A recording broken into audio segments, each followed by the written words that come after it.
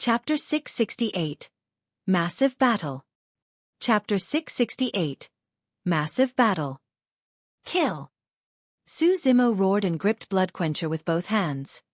His blood chi surged as he descended from the skies, slashing down towards the colorful robed man. A blood beam extended 100 feet and burst forth. The force of that slash was extremely strong, with a furious killing intent that threatened to rip the voids apart. The expression of the colorful robed man changed slightly. He could sense that if he were to take the slash head-on, he would definitely suffer a huge loss given the amount of power it contained.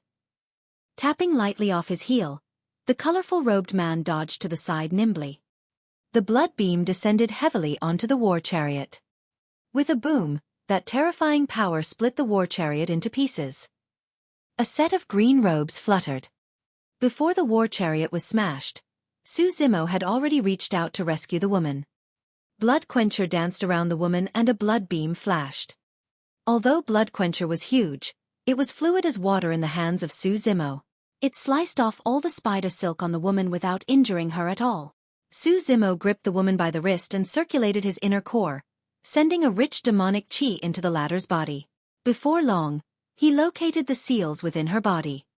Demonic chi surged forward like a tide. Bang! Bang! Bang! The woman shuddered briefly and her seals were removed, reverting her to her true form. There was a red patch on her crown as she spread her wings and screeched. It was indeed the little immortal crane from Ethereal Peak. Little Crane was a little different from ordinary immortal cranes. Ordinary immortal cranes had snow-white bodies, but Little Crane's body had a tinge of jade green to it. It was extremely easy to differentiate them.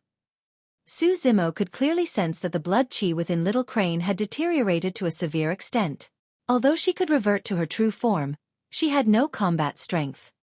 "Protect her, I'll go kill those spiders," Su Zimo ordered murderously with a cold gaze.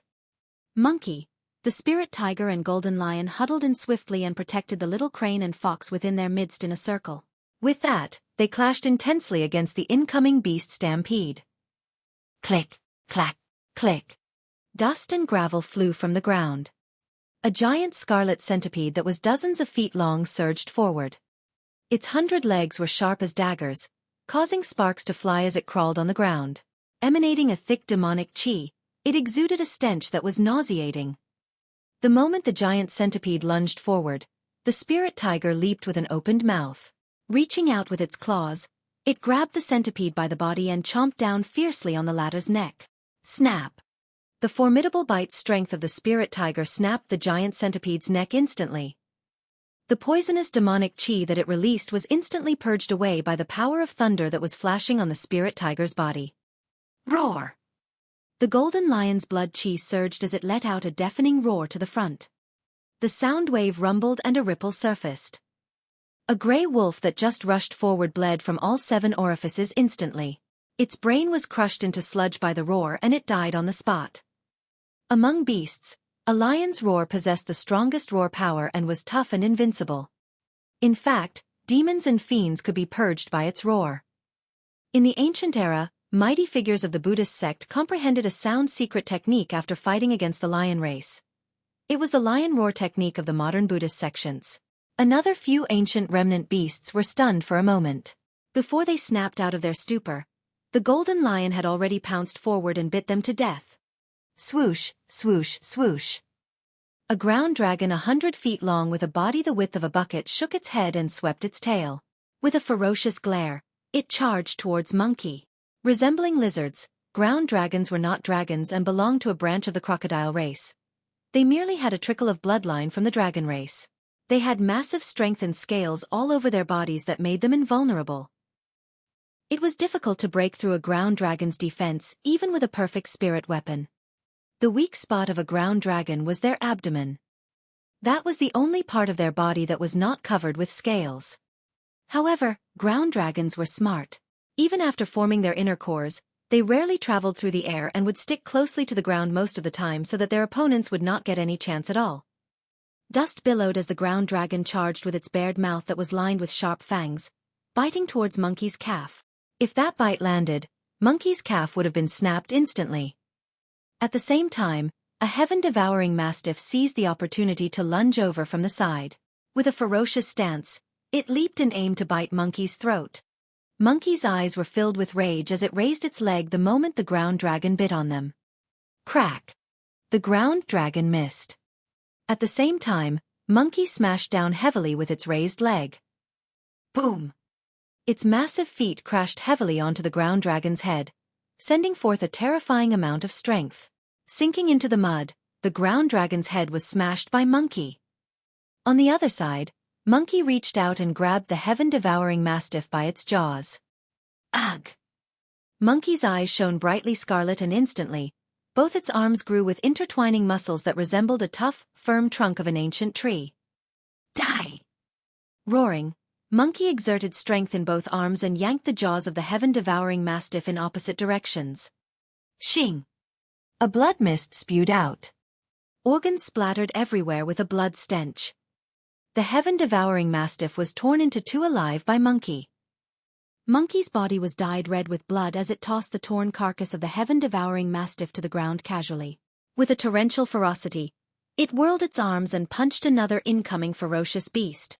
Although the little fox was protected in the middle by Monkey and the others, she was not idle.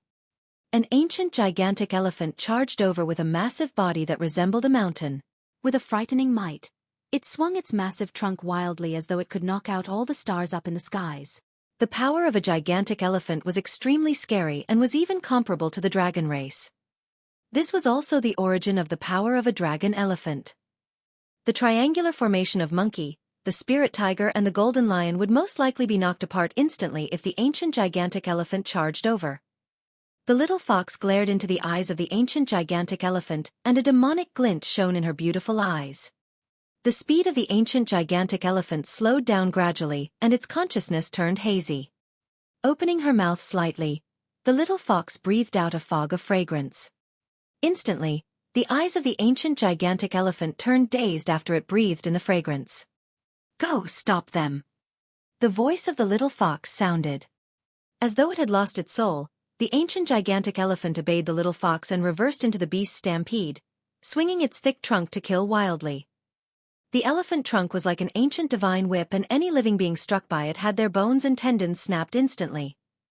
The gargantuan body crushed everything in its path, and some demon beasts that did not manage to dodge in time were struck so badly they were severely injured and coughed blood. Chaos started to spread out within the beast stampede. However, the chaos could not be compared to the ferocious beast stampede, merely dissipating instantly like ripples in a river. Although the ancient gigantic elephant was immensely powerful, it could not withstand the force of the beast stampede. In the blink of an eye, it was drowned by the endless beast stampede, leaving behind nothing but a carcass. The situation was not optimistic for Monkey, the spirit tiger and golden lion as well. Individually, each of them had torrential combat strength, and within this short period of time, there were already hundreds of demon beasts' carcasses beneath their feet. However, the beast stampede was endless and charged relentlessly. Injuries started appearing on their bodies one after another inevitably, and fresh blood seeped. They had no way of retreat for this battle. Zimo had already held back all the clansmen from the rainbow wolf spider race. However, the triangular formation of Monkey and the other two would have been broken through a long time ago if the rainbow wolf spiders were involved. On the other side, the battle was even more intense, with Zimo taking on the rainbow wolf spiders and the beast stampede single-handedly. Chapter 669, All-Encompassing Web. Chapter 669, All-Encompassing Web. A blood mist spread in midair, and it was extremely sharp. The two distinct Immortality and Fiend Saber techniques, Sea Calming and Azura Saber, functioned perfectly and smoothly in Zimo's hands without any sluggishness. Countercurrent, Raging Tides, Vortex and Ripple.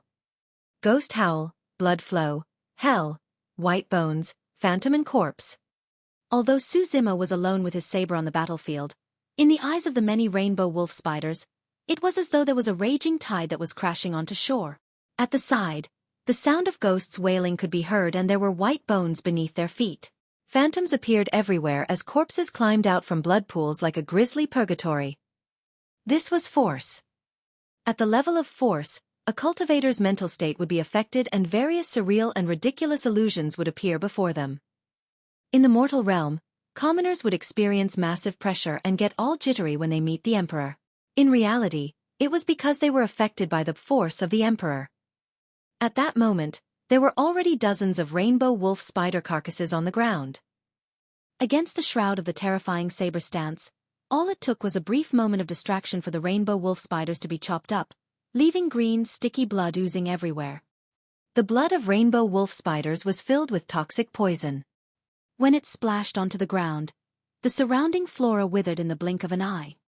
The initially moist mud started drying up and even showed signs of turning into gravel and sand. Some of the demon beasts that could not dodge in time were splattered by the blood of the rainbow wolf spiders. Within 10 breaths, they would collapse to the ground. The toxicity of the poison was rare in this world. Su Zimo's blood qi was fervent, like a blazing cauldron. The demonic qi and poison were evaporated into emptiness before they could even get close. The colorful robed man had already reverted to his true form. Compared to the other rainbow wolf spiders, he had the smallest frame. The moment he landed on the ground with his 8 legs, his movement technique was unusual and he was extremely swift. He did not fight Su Zimo head-on at all. Kikiki! The colorful robed man let out a series of piercing sounds, as though it was commanding its clansmen at the side. Under his command, the surrounding rainbow wolf spiders created a formation rapidly at a shocking swift speed. They no longer fought Su Zimo head-on and chose to revolve around him rapidly instead. Swoosh, swoosh, swoosh. As the rainbow wolf spiders darted around, rainbow silk shot out from their abdomens, coiling around Blood Quencher. Blood Quencher was extremely sharp and coupled with Su Zimo's burst power, it could destroy any supreme-grade spirit weapon with ease. However, the silk of the rainbow wolf spider was extremely tenacious. Even with the sharpness of the Blood Quencher, it could not easily sever the endless spider silk that was wrapping around it.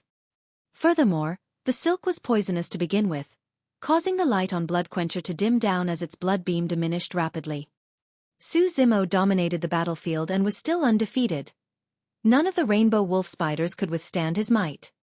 However, not long after, Blood Quencher was wrapped in endless spider silk.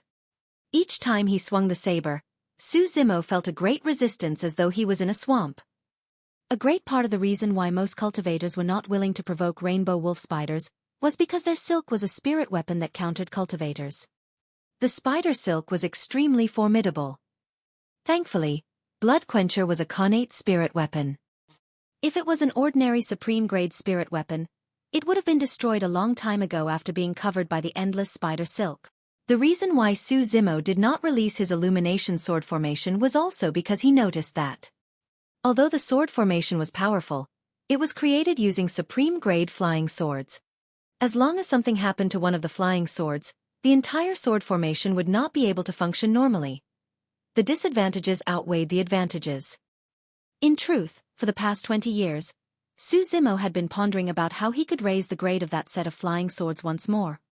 All he needed was for each flying sword to be slightly stronger. The combined increase in strength would be even more obvious with the 27 flying swords combined. If the illumination sword formation was created, its power would be even more terrifying. However, the battlefield was filled with changes and there was no room for Su Zimo to ponder excessively. Although more than 100 rainbow wolf spiders have fallen and the number was still increasing, Blood Quencher was already trapped by an endless amount of spider silk. It was almost like a cocoon and the blade could no longer be seen. Su Zimo had no choice but to let go. It wasn't because Blood Quencher was not sharp enough. Rather, the eternal truth of the world was that everything had a counter. Fu. The colorful robed man smiled smugly and said in a creepy manner, "Do you think that you're able to challenge the dignity of the rainbow wolf spider race just because you have a connate spirit weapon? I will make you pay for the deaths of my clansmen." Although Su Zimo lost Blood Quencher, there was still no fear in his expression as he stood in midair and sneered, "At the end of the day, you're all nothing but ugly bugs. It doesn't matter how many of you are killed. Haven't you noticed the situation you're in?" The colorful robed man reared his head in laughter. "You've already fallen into my rainbow web formation and you're nothing but a trapped bird. There's no way you can escape." Swoosh, swoosh, swoosh. Countless rainbow wolf spiders were still revolving in midair, spitting silk. Unknowingly, The rainbow wolf spiders had already weaved a gigantic spiderweb around Xueqi. The dense silk weaved together and had no gaps between them. At the same time, the spiderweb was still getting thicker. It was isolating him from the outside world completely. There was no air or spirit chi here. He was completely sealed and was unable to utilize any energy from the outside world. Xueqi furrowed his brows slightly. Given his strength, he could rip off a single thread of silk without the use of any weapons. However, millions of threads weaved together endlessly formed an all-encompassing web that could not be broken free from. The more he struggled, the deeper he would sink within. I can sense that your blood chi is extremely strong and rich with a robust life force essence. The rainbow wolf spider smiled menacingly. Don't worry, I'm not going to kill you directly. I will keep you and devour your blood bit by bit. Hee hee. I believe that your blood will definitely be delicious. Xueqi's gaze turned cold as he said icily, Drink my blood? You're not going to be alive to do that. Reel in the web. The colorful robed man shouted. Creak, creak. The massive spiderweb pulsated and started shrinking. Although the spiderweb looked bright and colorful, it was poisonous and filled with killing intent. Thick, scarlet demonic chi shrouded around Xueqi. However, the demonic chi sizzled as the rainbow spiderweb enveloped him. Interesting. His eyes shimmered as he murmured. He had cultivated the mystic classic of the 12 demon kings of the great wilderness. Although he was only at the core formation section, his demonic chi was enough to defend against most damage. To think that the web of these rainbow wolf spiders was able to corrode his demonic chi. A race that could reign over a demon region was nothing to be scoffed at. However, the same way the rainbow spiderweb countered Bloodquencher, there was always a counter to everything in this world. Chapter 670. Flames of the Soaring Serpent. Chapter 670. Flames of the Soaring Serpent. More rainbow wolf spiders started climbing up and spitting silk repeatedly, weaving layer over layer on that gigantic colorful cocoon. There were also some rainbow wolf spiders that stood all around, moving their 8 legs to reel in the spiderweb. That gigantic cocoon was shrinking continuously.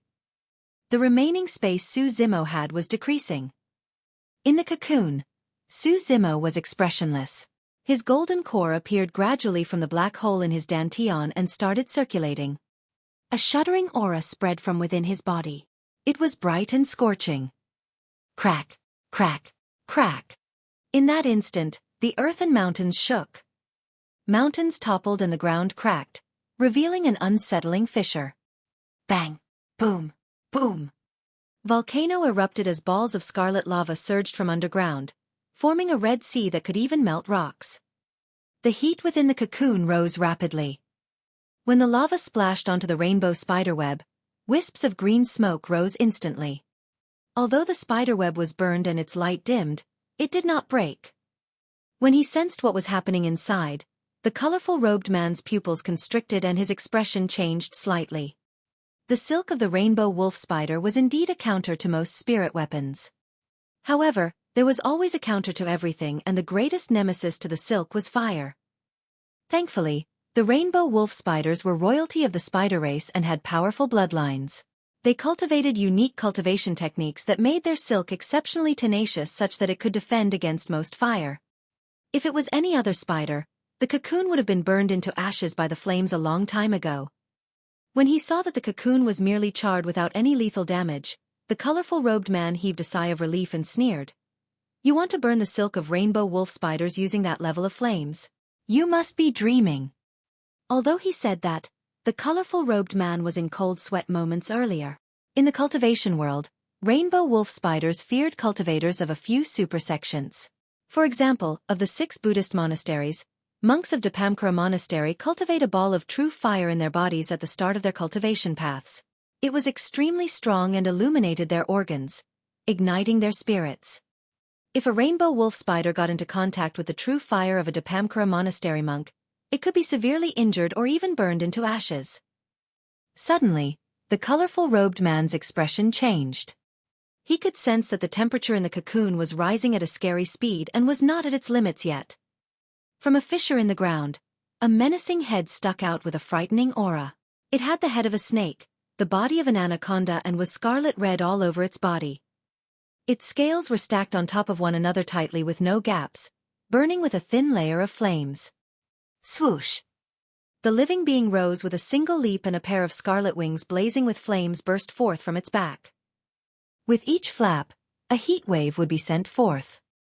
The eyes of the colorful robed man widened as he murmured, "Snake head, anaconda body, dragon scales, phoenix wings, no horns above its head or limbs beneath its abdomen. This is..." A memory that was embedded deep in its bloodline gradually came to mind. Soaring Serpent. The colorful robed man exclaimed in shock. Deep in its soul, there was a fear that stemmed from the primordial era, causing it to shiver uncontrollably. The spirit fire was a divine being of the flames in the primordial era and was not inferior to phoenixes in reputation. However, that frightening living being had gone extinct a long time ago in the primordial era. It could be considered as the greatest nemesis for the rainbow wolf spiders. Or rather, in the primordial era, that golden era where the 10,000 races ruled, the rainbow wolf spider race was nothing in the eyes of the soaring serpents.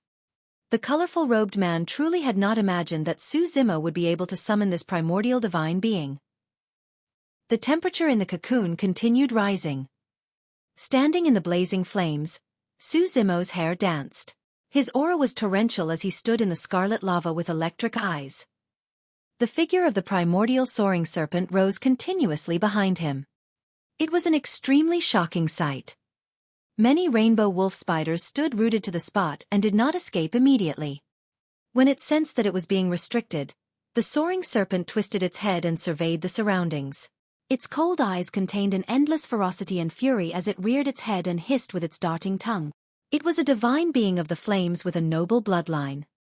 In the primordial era, the rainbow wolf spiders were no different than ants to it.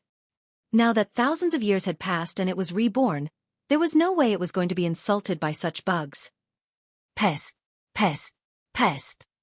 The primordial soaring serpent flapped its blazing wings and fire spewed from its eyes as it opened its gigantic mouth to spit out streams of scorching red lava. The lava that came from the mouth of the primordial soaring serpent was much scarier than the lava flowing underground. Swoosh! The gigantic cocoon burst into flames instantly. Ah! Xueqi tore into the air, rearing his head as he howled. The rainbow wolf spiders that were climbing on the cocoon were unable to escape at all, screeching terribly as they were engulfed in the sea of flames. Those flames were absolutely destructive for them. In the blink of an eye, the cocoon turned into ashes. The flames spread and blazed through the vast lands. A few hundred rainbow wolf spiders perished in the sea of flames without any corpses left. Even if any rainbow wolf spider escaped from the sea of flames, a single spark that landed on them was enough to burn them completely. That was the terror of the soaring serpent flames. Roar! Roar! The lava surged and extended underground thousands of kilometers. The entire beast stampede went into chaos, howling constantly as everyone escaped in fear of being burned by the scarlet lava. The soaring serpent was sentient and flew with the flames to hunt after the remaining rainbow wolf spiders. Xueqi shifted his gaze and glared at the colorful robed man who was running. Instantly, he chased after the latter. The rainbow wolf spider was the culprit behind Little Crane's sufferings. Sticking close to the ground, the colorful robed man scurried extremely swiftly with his 8 limbs, fleeing into the distance with dust clouds in his wake. You're still trying to escape? Xueqi narrowed his eyes. Splash! His blood chi exploded and spirit energy burst forth. Swoosh! At the same time, a pair of wings appeared behind Xueqi, raising his speed to its limits. He vanished from the spot, bolting forward like an arrow. The colorful robed man did not dare to stop at all, scurrying for his life with all 8 limbs flaying. Thankfully, the rainbow wolf spiders were nimble and had swift movement techniques. Most demon beasts won't be able to catch up to them if they truly wanted to escape. Right then, a buzzing sound echoed in the colorful robed man's ears. It was as though something was closing in rapidly. The colorful robed man turned around. That single glance scared him out of his wits. The green-robed cultivator was not far behind him, looking murderous with a cold gaze. Furthermore, the distance between them was decreasing rapidly. If this continued, he would be caught within 10 breaths. Suddenly, the colorful robed man stopped in his tracks and his body shrank repeatedly, turning into a spider the size of a palm. Digging with 8 limbs, he burrowed himself into the ground and vanished. Chapter 671. I'll break your 8 legs. Chapter 671. I'll break your 8 legs. Su Zimo's gaze turned cold. Trying to burrow away? The rainbow wolf spiders naturally had means that were superior to others for them to be able to survive from the primordial era, or they would have gone extinct a long time ago as well. It was a demonic technique that was comparable to ground burrowing. By shrinking themselves, rainbow wolf spiders could enter the mud and travel through the cramped gaps underground at an extremely fast speed. In a short period of time, they could escape more than 100 feet away. The troublesome thing was that rainbow wolf spiders glided with their legs in the gaps in the mud and caused extremely small vibrations that were almost silent. It was extremely difficult for living beings on the surface to detect them. Furthermore, there were many tiny bugs in the mud. The sound released by those bugs crawling was enough to cover the tracks of the rainbow wolf spider completely. The only way to detect the rainbow wolf spider was for a nascent soul to arrive and release their spirit consciousness. Su Zimo stood on the spot motionlessly and suddenly closed his eyes. He seemed to have entered a trance and the sound of bugs, ants and wind around him was filtered completely. Universal hearing. Su Zimo's senses were way too sharp after cultivating the mystic classic of the 12 demon kings of the great wilderness. Although he did not have an essence spirit, he could sense everything by opening up his 5 senses and a clear image formed in his mind. 3 foot and 7 inches underground, there was a spider the size of a fingernail scurrying and it was 280 feet away. Humph! Su Zimo opened his eyes and a streak of lightning flashed through them. Swash! Su Zimo had already vanished from where he was.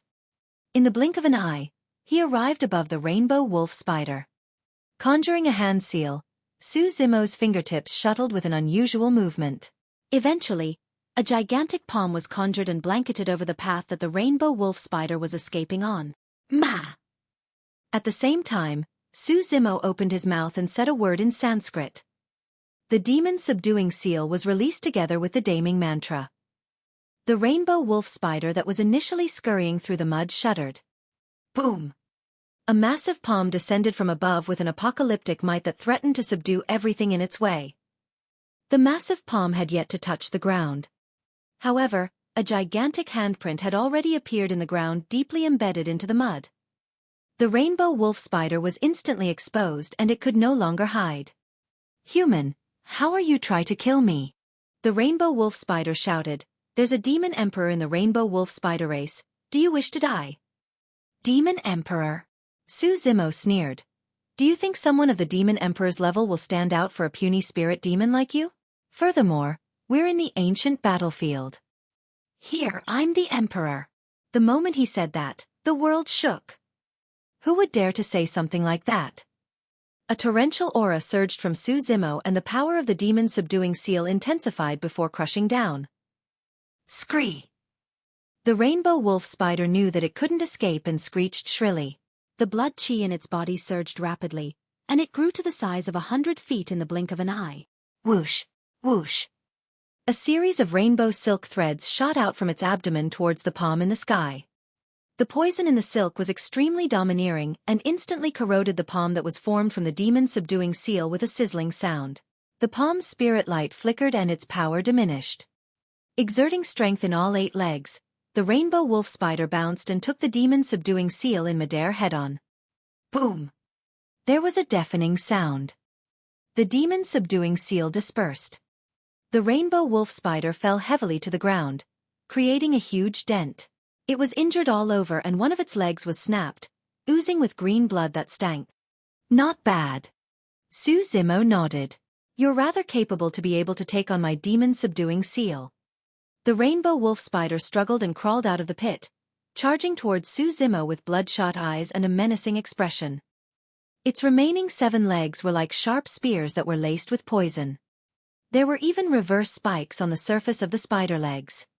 If they thrust into the flesh, they would pull out a huge chunk of flesh upon extraction, leaving behind a bloody hole. Swoosh, swoosh, swoosh. The rainbow wolf spider looked down from above and thrust its legs in a flurry towards Su Zimo's head. Su Zimo's gaze was cold and blood quencher that was in his hands buzzed. Clang! Clang! Its blood beam expanded. Releasing a movement technique, Su Zimo shuttled through the chaotic spear shadows and circulated his blood chi. Wielding blood quencher, he slashed viciously at the critical joints of the rainbow wolf spider's legs. Green, oily blood spewed out. 3 spider legs were sliced off by Su Zimo. Apart from the spiderweb, another weapon for the rainbow wolf spiders was their legs that could go against perfect-grade spirit weapons. However, Su Zimo's attacks were targeted at the joints of the legs where they were weakest. Coupled with the sharpness of blood quencher, a single slash severed 3 of the rainbow wolf spider's legs. Oh! The rainbow wolf spider let out a heart-wrenching scream. Since you drank her blood, I'm going to break all 8 of your legs. There was no pity in Su Zimo's cold eyes. He was indebted to the old immortal crane of Ethereal Peak, and Little Crane had accompanied him for a long time in his cave abode.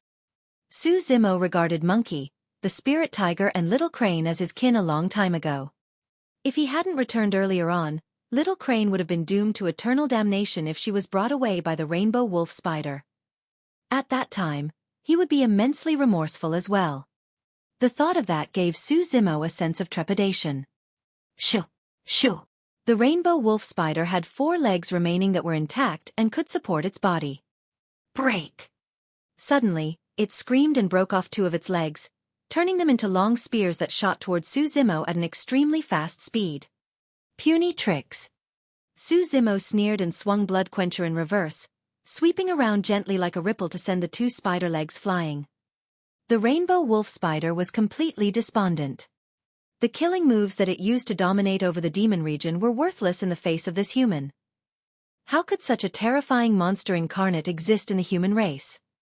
Before that thought was finished, the rainbow wolf spider's eyes blurred with a flash of green robes. Before it could react, a sharp pain surged through its body and its remaining 2 legs were severed. Thump! Without any support, the rainbow wolf spider fell onto the ground. Due to the immense blood loss, its body shrank continuously and became the size of a human before long. Slumped in the mud, the rainbow wolf spider glared at Su Zimo with a venomous gaze. Su Zimo took out a rope from his storage bag and tossed it at the rainbow wolf spider's body. Instantly, it coiled itself around the latter. After the battle at the ancient city, he had gathered tens of thousands of storage bags. There were way too many spirit weapons in his storage bag now, and he could casually pull out a supreme-grade spirit weapon at any moment. I'll leave your life for Little Crane. Su Zimo dragged the rainbow wolf spider and sped back where he came from. Chapter 672. By Fang Bloodline. Chapter 672. By Fang Bloodline. The battlefield had gone silent, leaving behind nothing but charred land. The soaring serpent flew into the air, spraying lava wildly and incinerating everything within 500 kilometers. The rainbow wolf spiders were not the only ones suppressed by its aura as a divine being, but other demon beasts as well.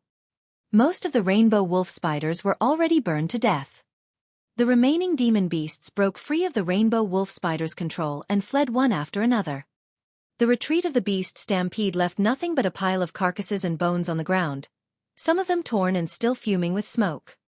Monkey, the spirit tiger and golden lion were filled with injuries all over and panted heavily. Thank you, Monkey and Spirit Tiger. Little Crane spoke in human tongue and rubbed against Monkey and the spirit tiger's cheeks with her long beak. It's nothing.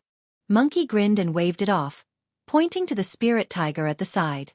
This perverted tiger was the first to notice that something was off and mumbled the entire journey. That was when we noticed what was amiss. The spirit tiger's heart was pounding furiously in happiness when it felt the Little Crane's intimate act. However, at the mention of perverted tiger from Monkey, the spirit tiger's expression turned awkward and it coughed twice to divert Little Crane's expression. Little Crane was a little confused. Monkey snickered. Both the golden lion and little fox knew the reason for that and grinned secretly. Patting itself on the chest, the spirit tiger said, "Although I've never seen you in your human form before, I recognized you right away when I saw your huge, beautiful eyes." Humph. Since when did you stare at her eyes? You were looking at her long legs the entire time. Monkey pouted and grumbled softly. Glaring at Monkey, the spirit tiger said hurriedly, "Don't listen to his nonsense, little crane." The spirit tiger looked deeply at the little crane to build up the mood, as though there was something it wanted to say. After a long time, just when the little crane was starting to get creeped out, the spirit tiger yelled, "Ah!" The golden lion and little fox were caught unaware and jolted in shock, looking at the spirit tiger in confusion, unsure what it was up to. Monkey rolled its eyes. The spirit tiger continued, "Ah, your eyes are so beautiful and pretty, like the stars and the moon and the sun and the, The golden lion frowned. The little fox went blank. Monkey was dumbfounded, as though it was struck by lightning. Was the spirit tiger making a poem? Notwithstanding how lousy the poem was, it was stuck halfway while composing it. Monkey reached out and wanted to send the spirit tiger flying with a slap. However, it truly could not muster up strength after the massive battle earlier on. Monkey could only sigh and turn away, hiding its face.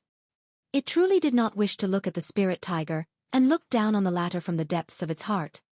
With an embarrassed expression, the spirit tiger scratched its head and was struck by inspiration, yelling, like a huge gemstone deep in the ocean.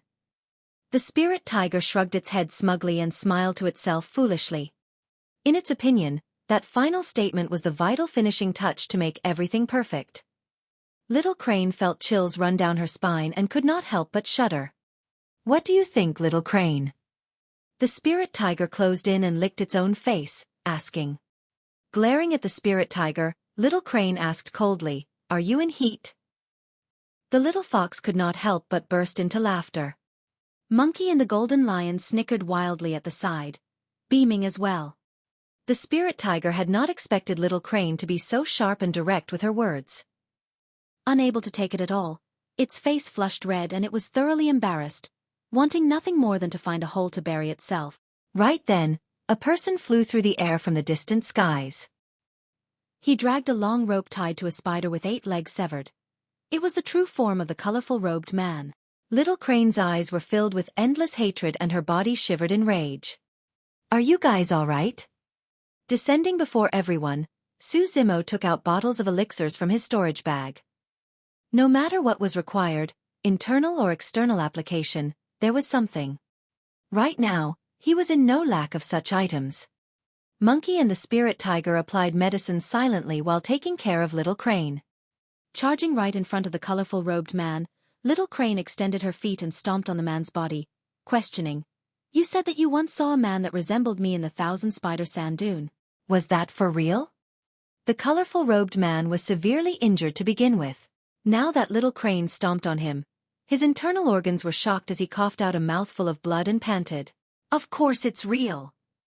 Little Crane asked hurriedly with an agitated expression, "Where is he?" "That by Fang was your father?" Now that he knew he was dead for the sure, the colorful robed man mocked gloatingly. "Unfortunately, you'll never see him ever again. He died a long time ago." "Ha ha ha." Little Crane's body shuddered and her face turned frightfully pale. Zimo furrowed his brows slightly. Bai Fangs were ferocious birds of the primordial era and were extremely fierce. With the ability to manipulate fire, they were one of the fiercest species of ferocious birds. However, the phoenix race was way too terrifying and reigned supreme over the ferocious birds while manipulating fire at the same time.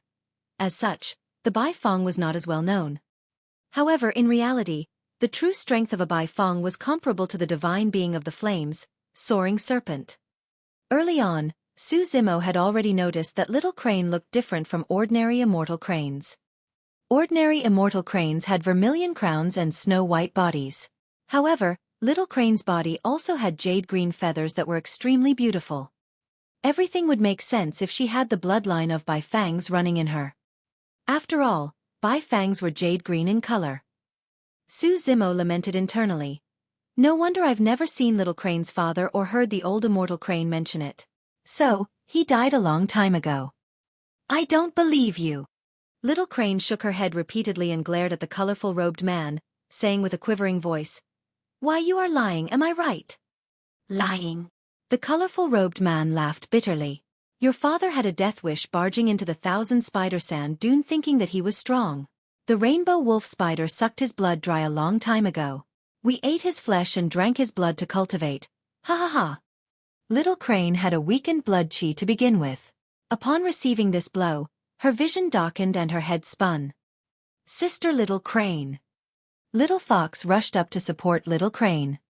Bang! Suddenly, a slap landed on the back of the colorful robed man's head, splitting it into pieces as brain juice flowed on the ground.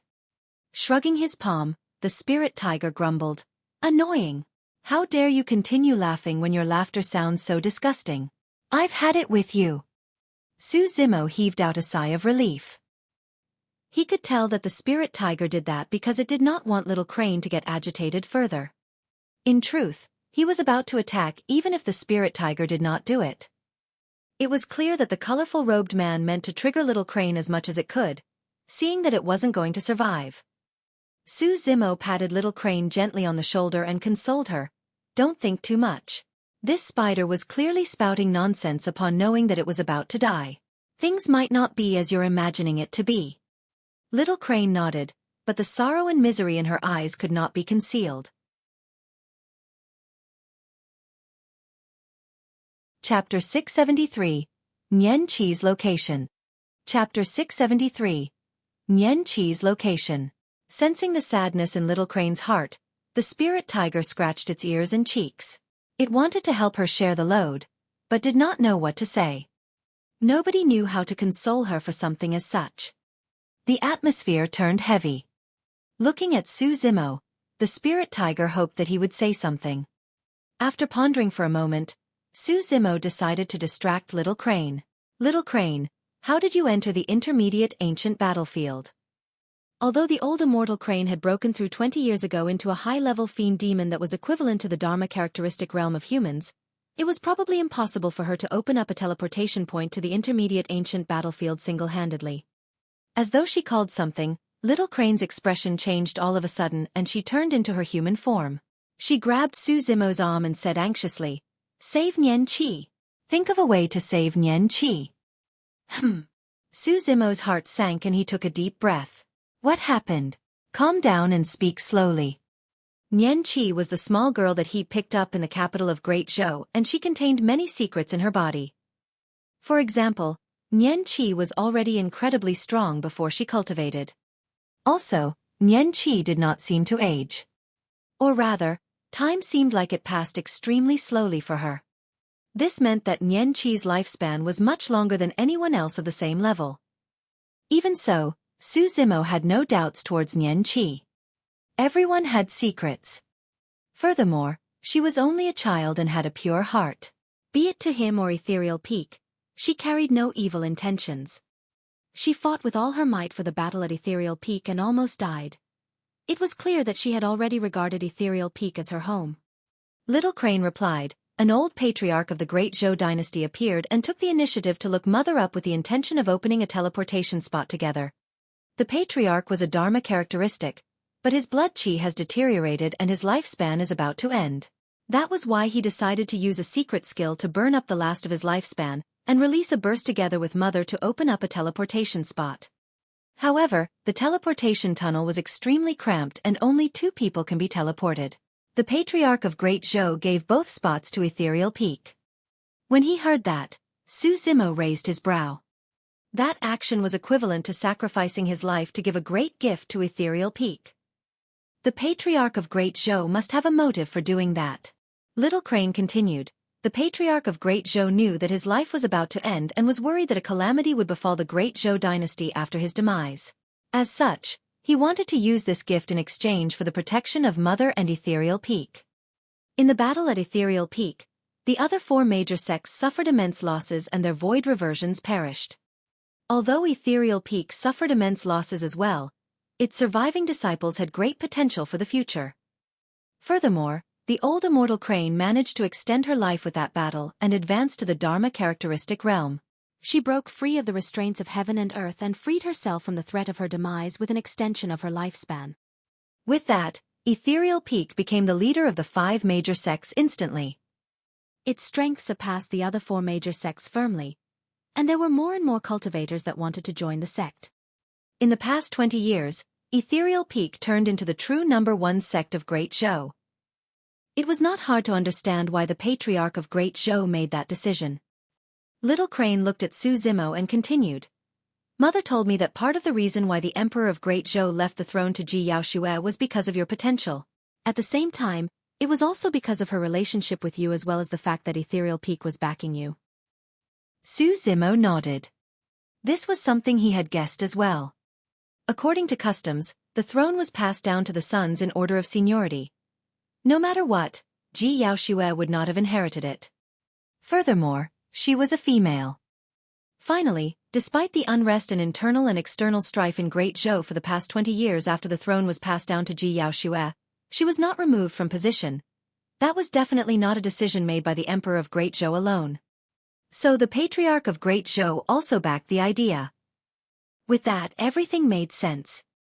This Patriarch of Great Zhou had planned a long time ahead. Furthermore, he made the right gamble. The fact that the old immortal Crane sent Little Crane here meant that they had agreed on the deal. Although he was dead, he paved the way for Great Zhou before his demise with the protection of an expert at Dharma characteristic realm. From there on, it was no longer up to his control how Great Zhou would grow in the future. A thought struck Su Zimo as he asked, Old Immortal Crane sent you and Nian Qi in here with those 2 spots. Yes. Little Crane nodded. Many cultivators joined Ethereal Peak and the strength of the sect has grown. However, there are issues as well. We no longer have enough elixirs, weapons or cultivation techniques to supply them. Both Mother and the Sect Master looked highly forward to the opening of the ancient battlefield, hoping to use this opportunity to strengthen our sect's foundation. Although Nian Qi joined the sect pretty late, she is already the #1 of the Golden Core realm in our sect right now. In fact, the Sect Master said that she might be comparable to you. Mother also mentioned that Nian Qi's Golden Core phenomenon has a chance of making it to the top 10 of the phenomenon ranking. Su Zimo's eyes lit up. He was surprised enough at the fact that she might be able to make it to the top 10 of the phenomenon ranking. Sect Master Ling Yun was already at Void Reversion Realm and both he and the old immortal Crane were wise and sharp. The fact that they gave Nian Qi such a high evaluation was proof of her strength. Of course, neither the old immortal Crane nor Sect Master Ling Yun knew of Su Zimo's true strength after he laid dormant for 20 years at the bottom of the Dragon Burial Valley. Nobody had witnessed it as well. As though she recalled something, Little Crane's eyes were filled with fear. Not long after we entered the ancient battlefield, we came across a group of 7. There were 6 men and 1 woman. The 7 of them were extremely strong. Extremely strong. Little Crane emphasized continuously. It was clear how much of a blow it was for her. The group of them looked down on everything with a cold, arrogant indifference. However, something was off the moment they caught sight of Nian Qi. Nian Qi's expression turned terrible as well the moment we saw them. At that time, we were holding hands and her palm went ice-cold right away, filled with sweat. Su Zimo and the others could not help but feel anxious at this point. Little Crane continued thereafter. The 7 of them had odd expressions and walked towards us, looking at Nian Qi with fake smiles. Nian Qi told me not to ask about anything, and just run before rushing to them. After pausing for a moment, Little Crane gulped. The moment Nian Qi rushed up, she released her Golden Core phenomenon. However, it was shattered by a single punch from the leader of the opposing group. Ah! Little Fox exclaimed. Narrowing his gaze, Su Zimo asked, he destroyed Nian Qi's Golden Core phenomenon with a single punch. Yes. Little Fox nodded with conviction. Su Zimo's expression turned grim. According to the old immortal Crane, Nian Qi's Golden Core phenomenon had a chance of making it to the top 10 of the phenomenon ranking. In other words, her Golden Core phenomenon was definitely not weaker than his Soaring Serpent and Divine Turtle. However, such a terrifying Golden Core phenomenon was shattered by a single punch. Su Zimo was secretly shocked. Even he might not be capable of releasing such a powerful burst. Suddenly, Su Zimo realized that the ancient battlefield this time round might be much scarier than he had imagined it to be.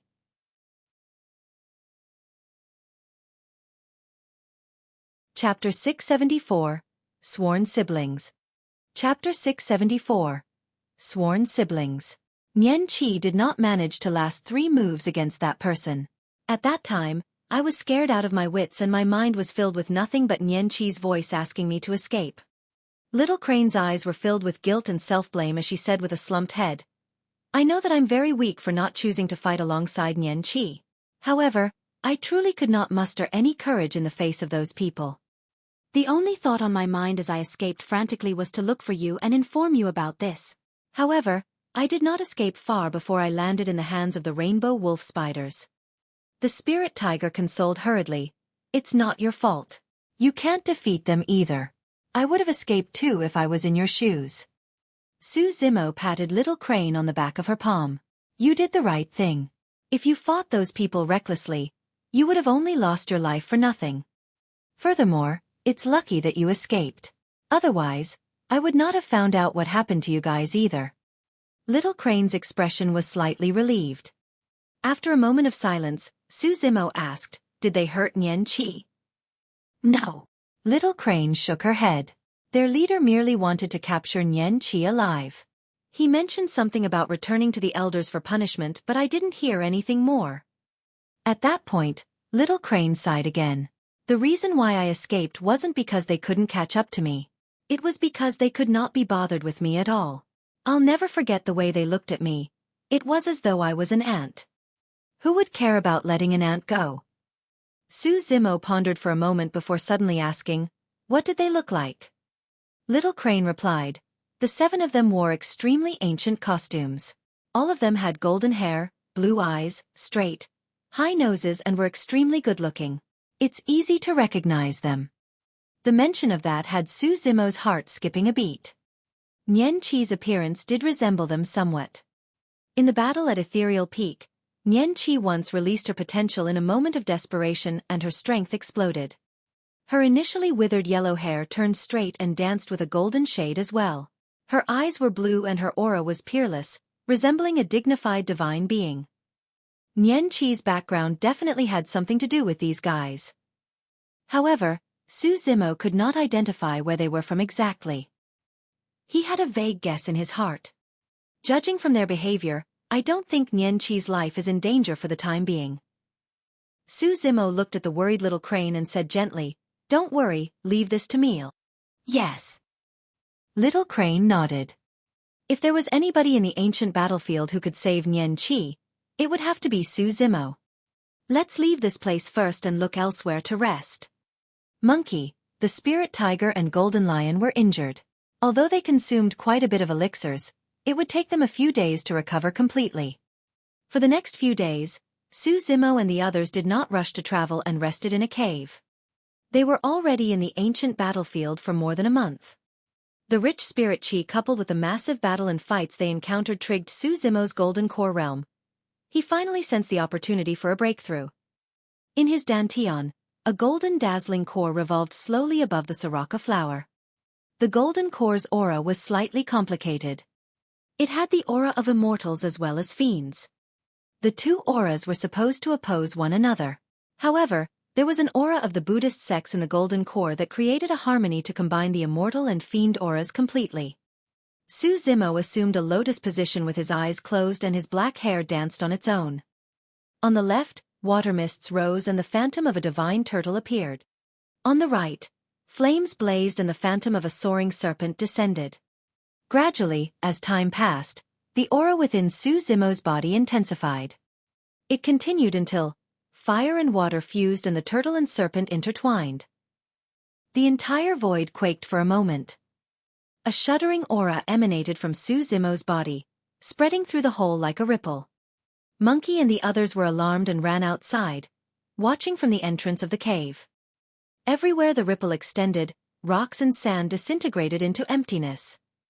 It was as though the entire cave was sliced by a sharp knife. Bang! Boom! Boom! The mountain itself trembled. The mountains were tumbling and the ground was disintegrating. Boom! There seemed to be a loud explosion within Su Zimo's body. 2 divine lights appeared in the cave. Su Zimo opened his eyes and jolted upright, roaring into the skies. His roar was resounding and penetrated metal and rock. Right in front of Monkey and the others, an air current exited from Su Zimo's mouth like a flying sword, bursting the ceiling above. His breath was like a sword. That level was beyond the limits of a golden core. Success! At this point, Su Zimo was at perfected golden core. A step further and he would advance into nascent soul realm, cultivating the legendary essence spirit and gaining control of dermic powers. His cultivation speed was not considered as the best. However, given the fact that he could reach this stage with his immortality and demonic cultivation, it was quite a rare feat. Su Zimo's golden core faded gradually. He reigned in his aura and tranquility returned to the cave. Monkey and the others had also attained breakthroughs in their cultivation realms in the past few days, and were almost all at perfected inner core realm. The flesh they consumed by being with Su Zimo was filled with the richest life force essences. Coupled with the countless elixirs, it was only logical that they would reach this stage of cultivation. Little Crane was still slightly dejected for the past few days. It wasn't merely out of concern for Nian Qi. More than that, it was also the news of her kin's demise. Su Zimo could empathize with her emotions. The spirit tiger accompanied Little Crane day and night, trying his best to come up with ways to cheer her up but to no avail. This day, the spirit tiger seemed to have thought of something and rushed in front of everyone excitedly, yelling, "Hey, hey! I've got a suggestion." After a brief pause, the spirit tiger took a deep breath and said solemnly, "Let's become sworn sibling." Sworn siblings. Monkey's eyes lit up. The group of them had an extremely deep relationship to begin with. Although the Golden Lion and Little Fox joined later on, they had already integrated themselves into the group with their recent interactions. Furthermore, be it Little Fox or the Golden Lion, both of them had gained everyone's acknowledgement after the battle at the ancient city. The Golden Lion was naturally delighted. Little Fox was not going to decline.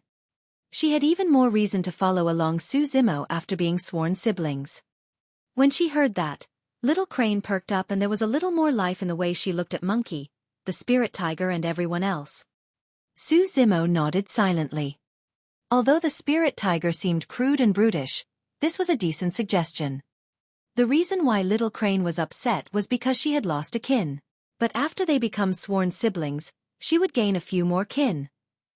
After pondering for a moment, Monkey looked at Su Zimo and said with slight hesitance, "Don't join in. You're a human after all. If you become sworn siblings with us, you'll definitely get into trouble in the future." "Ha ha ha ha." Su Zimo roared into laughter. "Monkey, do I look like someone so cowardly? It's true that I'm a human, but I insist on being sworn siblings with you guys. No matter the amount of trouble, I'll take it all on." "All right, let's do it then." Monkey was invigorated as well. "Sure." The spirit tiger cheered. At that moment, no one realized that this seemingly casual ceremony of being sworn siblings in a corner of the ancient battlefield would end up dictating the state of Tianhuang Mainland's future to a certain degree. Chapter 675. 7 Brothers. Chapter 675. 7 Brothers. As Monkey mentioned, Su Zimo would not be able to explain things for the rest of his life if he became sworn brothers with them. However, Su Zimo did not care. The reason why he cultivated was so that he could do as he wished. How could he be restricted by the confines of moral guidelines or the different ideals of immortals and fiends?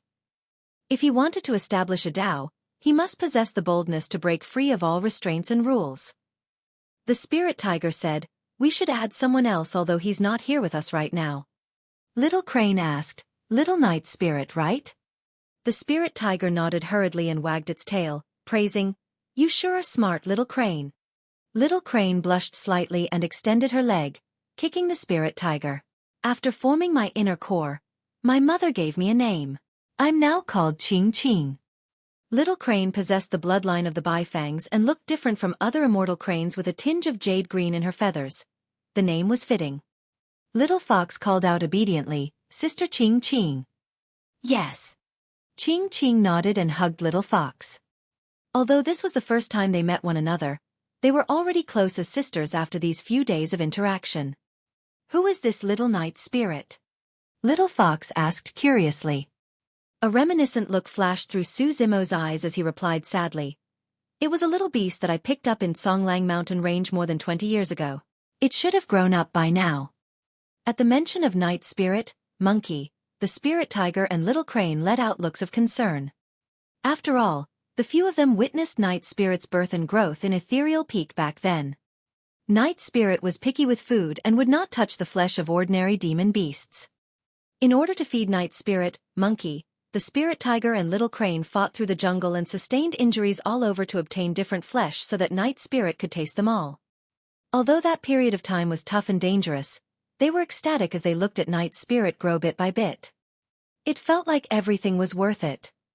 Night Spirit was well behaved the moment he was born and knew who was good to him. His fangs and claws were extremely sharp, but he had never bared them to Monkey, the spirit tiger and little crane. It's been a long time since I've seen that cub. I wonder how he's like now that he's grown up. Does he still remember us? Monkey was in a rare emotional state.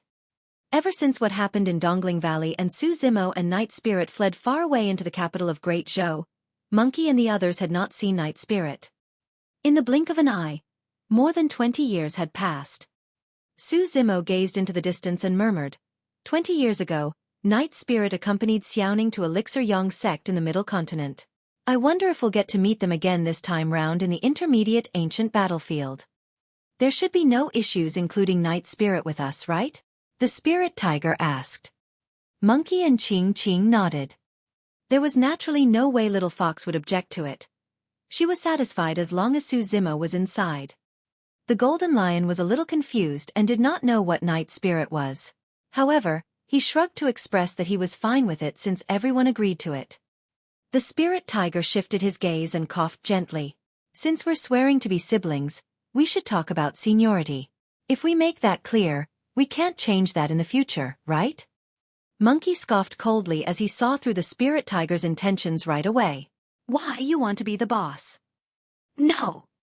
The spirit tiger shuddered in shock and waved it off immediately with a sheepish smile. No way. Even if I thought that way, I wouldn't have the balls. Heh. There were a total of 7 of them along with Night Spirit, and there were demons and humans. Everything would definitely be a mess if they judged purely based on age. What do you have in mind? Hurry and spit it out. Qing extended her legs and kicked the spirit tiger again. The spirit tiger was not frustrated.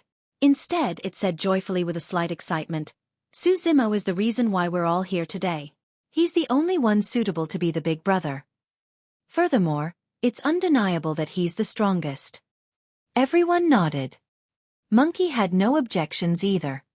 He had a prideful nature and he wouldn't object to Su Zimo being the only one that was ranked before him. Su Zimo smiled calmly without interrupting, and merely listened to how the spirit tiger wanted things to be arranged. Invigorated, the spirit tiger wagged its tail and smiled in a pandering manner to Monkey. Only Brother Monkey has the right to be second. Firstly, Brother Monkey knew our Big Brother the earliest and is the most experienced. Secondly, apart from Big Brother, Brother Monkey is the strongest in combat. Monkey was satisfied with the explanation and grinned.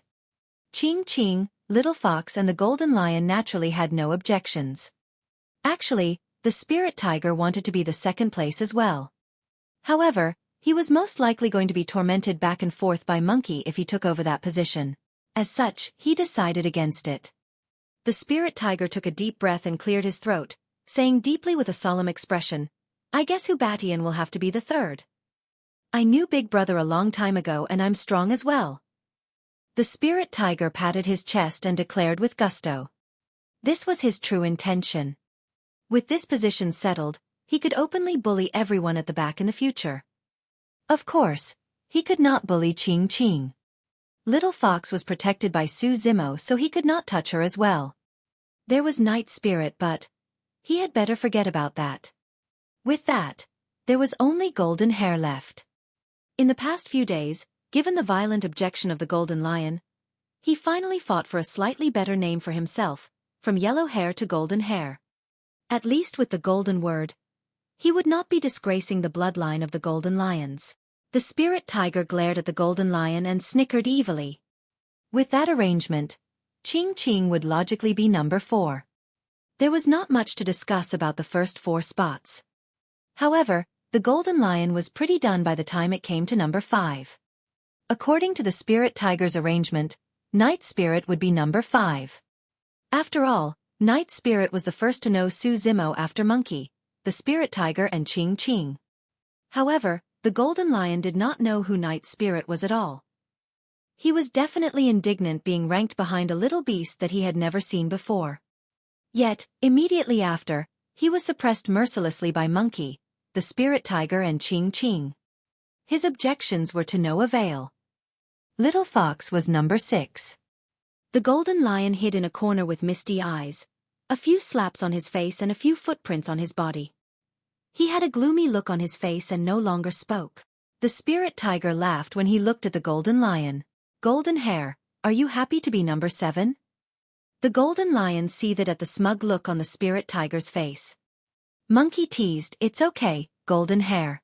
If we have anyone else joining us in the future, they will be placed behind you. Brother Golden Hair, although I'm in front of you, I'm not going to bully you, Little Fox said with an earnest expression. The Golden Lion wanted to cry. To be fair, he truly could not afford to mess with the people before him. Although Little Fox was the weakest, she was protected by Su Zimo. There was only a single person he was indignant about the more he thought about it. I don't know who this Night Spirit is, but you better stay away from me. Otherwise, I'm going to teach you a good lesson so that you hand over the number 5 position, little thing. How dare a nameless little beast climb over my head? Humph. The Golden Lion rubbed his palms and grumbled internally. Chapter 676. Ancestor Cave Abode. Chapter 676. Ancestor Cave Abode. Among the 7 of them, apart from Su Zimo, the rest of them were demons with easygoing attitudes. There was no need for any messy formal ceremonies. After the suggestion, everyone used the ground as a replacement for incense and kowtowed towards the skies. That action alone sealed the oath of their swear. Thereafter, everyone became closer and Qing Qing's mood improved as well. The Spirit Tiger followed behind Qing Qing every day, pandering with his but twerking. There was naturally much joy in their journey with the presence of the Spirit Tiger. This day, they arrived at a vast plains. Su Zimo's expression changed as he paused in his tracks and listened.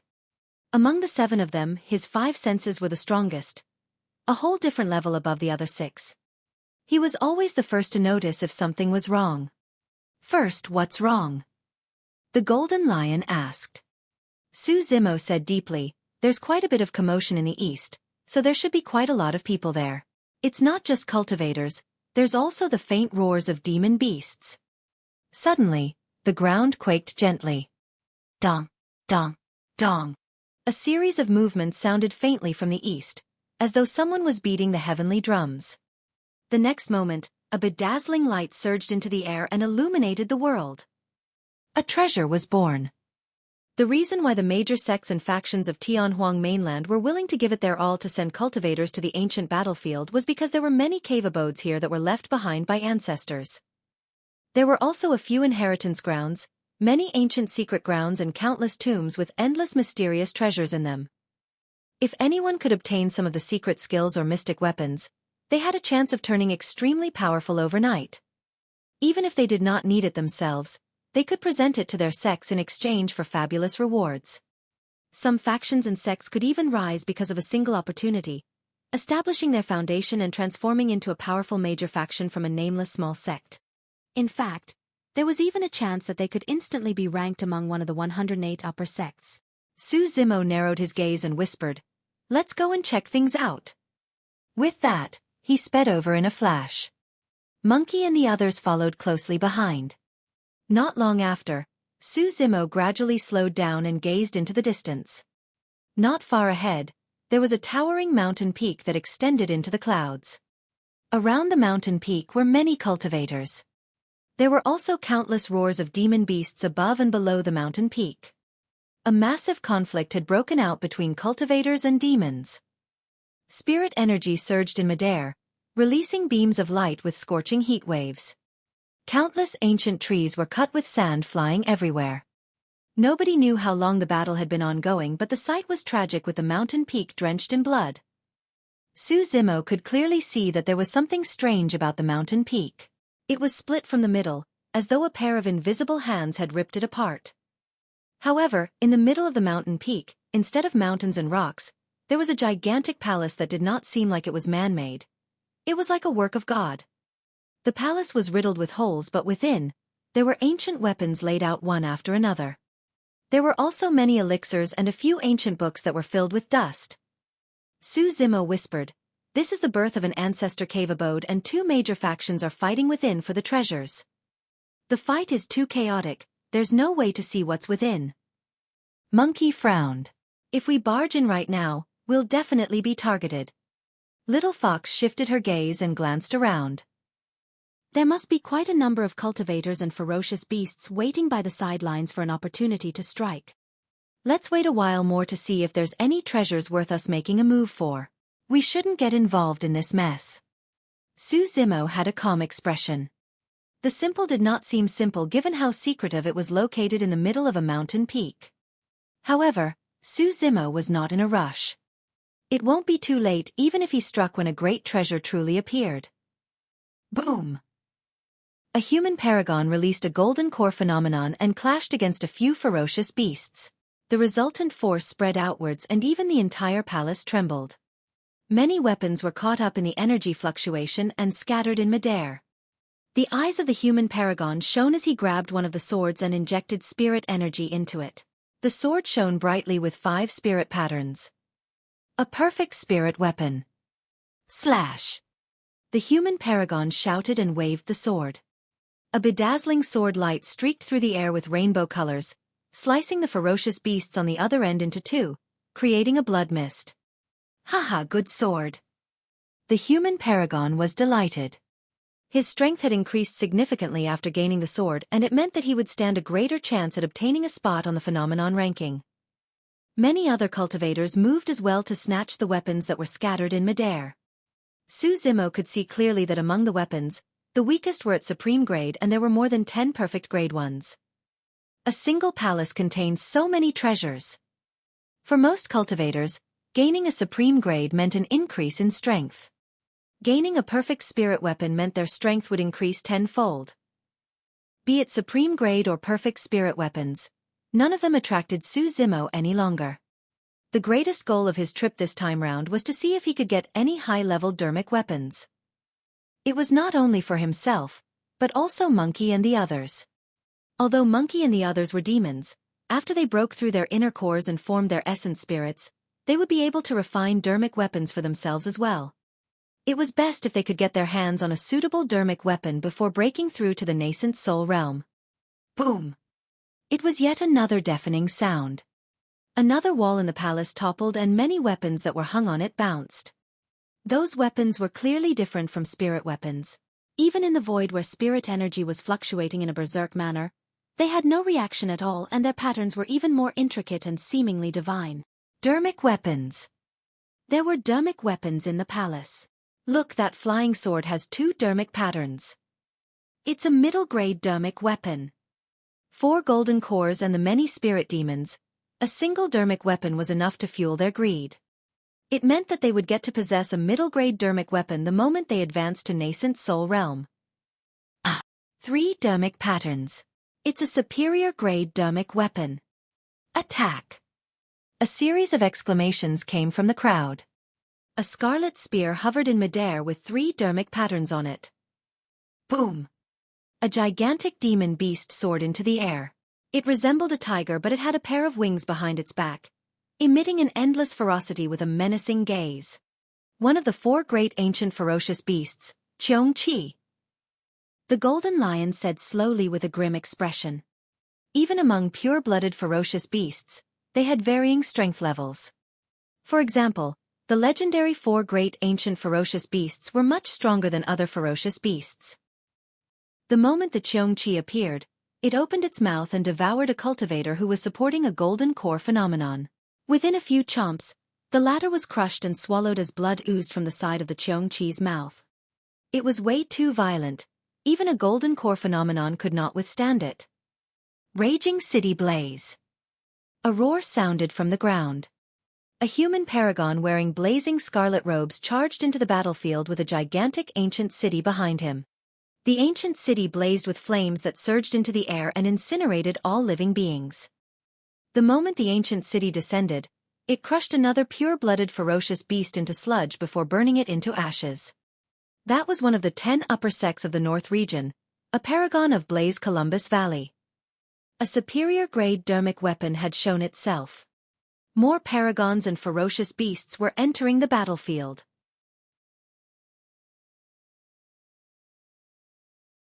Chapter 677, Corpse Refinement Cult. Chapter 677, Corpse Refinement Cult. Should we go and fight for it?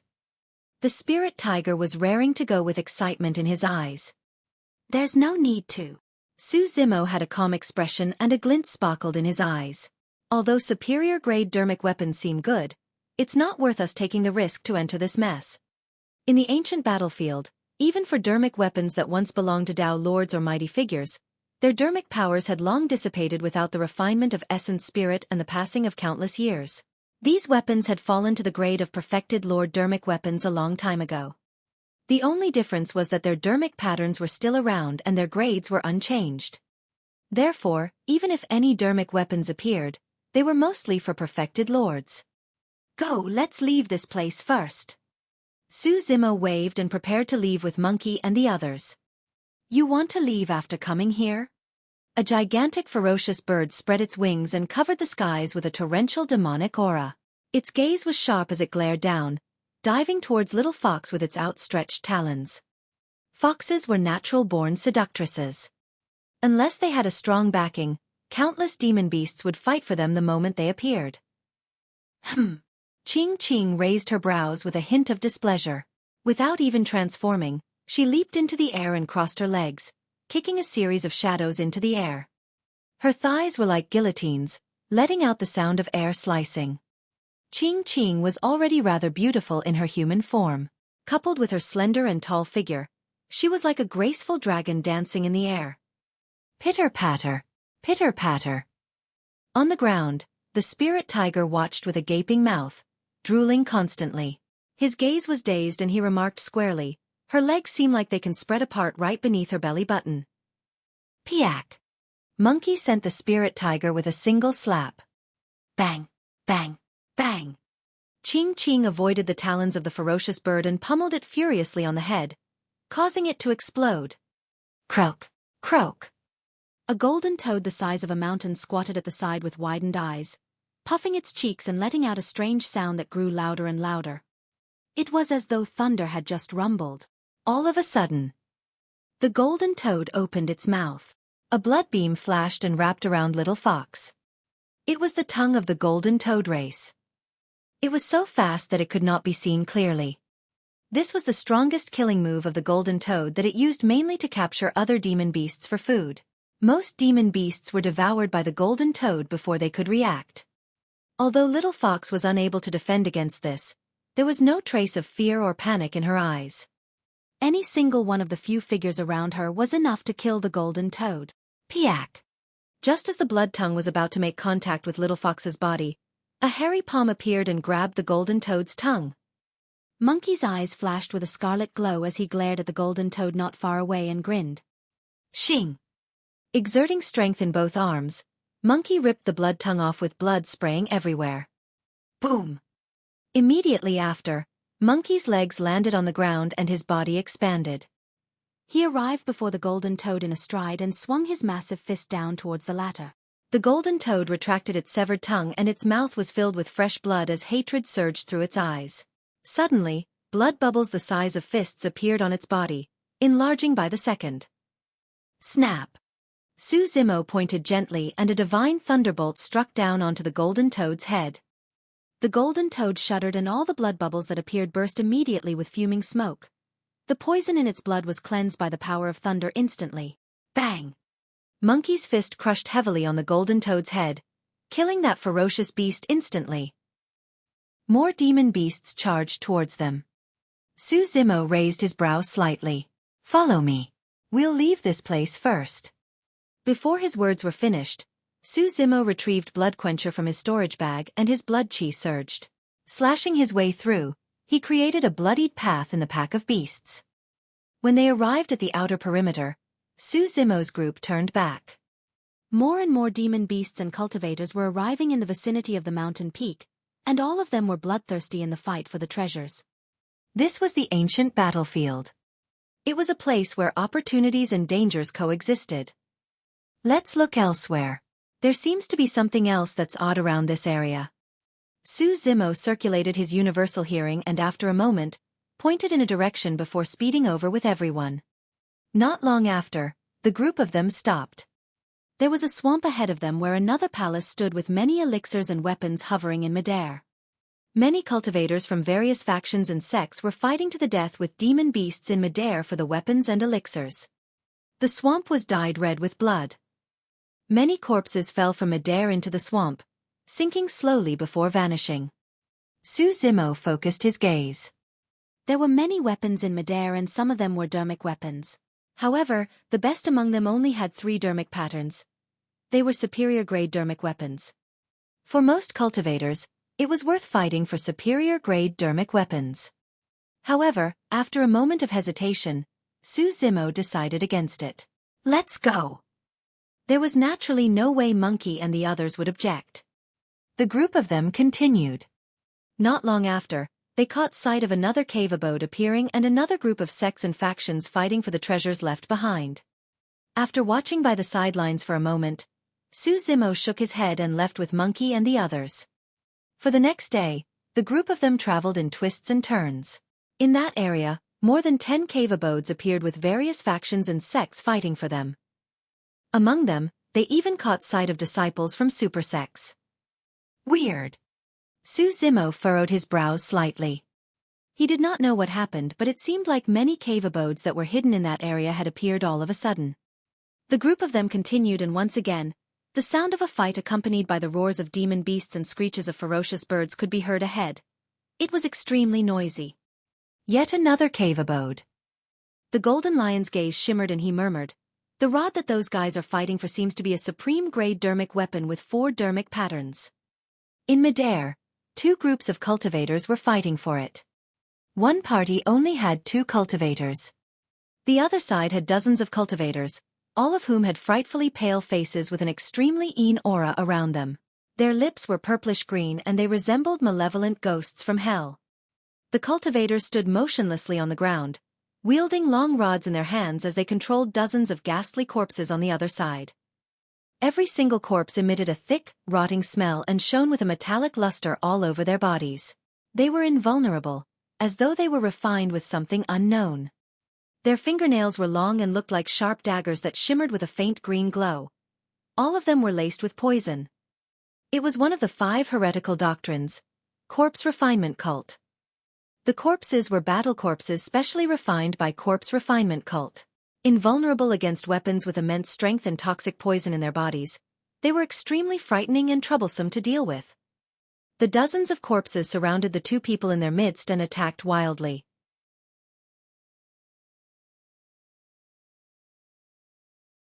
Chapter 678. Underworld Emperor Phenomenon. Chapter 678. Underworld Emperor Phenomenon.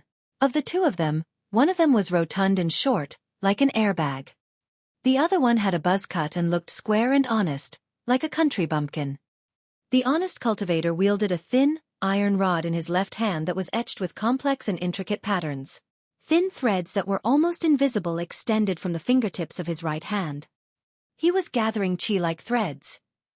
That was the secret skill of one of the 5 heretical doctrines, puppet sect. By condensing the spirit chi in their dantians into threads to wrap around the puppets they refined, they could control their puppets from a distance to fight against their enemies. The honest cultivator was controlling 5 different puppets. One of them was extremely heavy and shone with a metallic luster. Every single step it took created a deep footprint in the ground. Every single move it made was heavy and firm. Another puppet's body that was made with an unknown material was almost transparent. It was fluid like water and seemed weak. When the puppet's body was penetrated by a battle corpse, its muscles twitched and covered the wound swiftly. Another puppet was scarlet and blazed with flames all over. Every single move it made carried a scorching heat wave that turned the surroundings dry. The honest cultivator was dividing his attention to cultivate 5 corpses of the 5 elements, creating a formation that increased his combat strength. Amazing! The Golden Lion praised.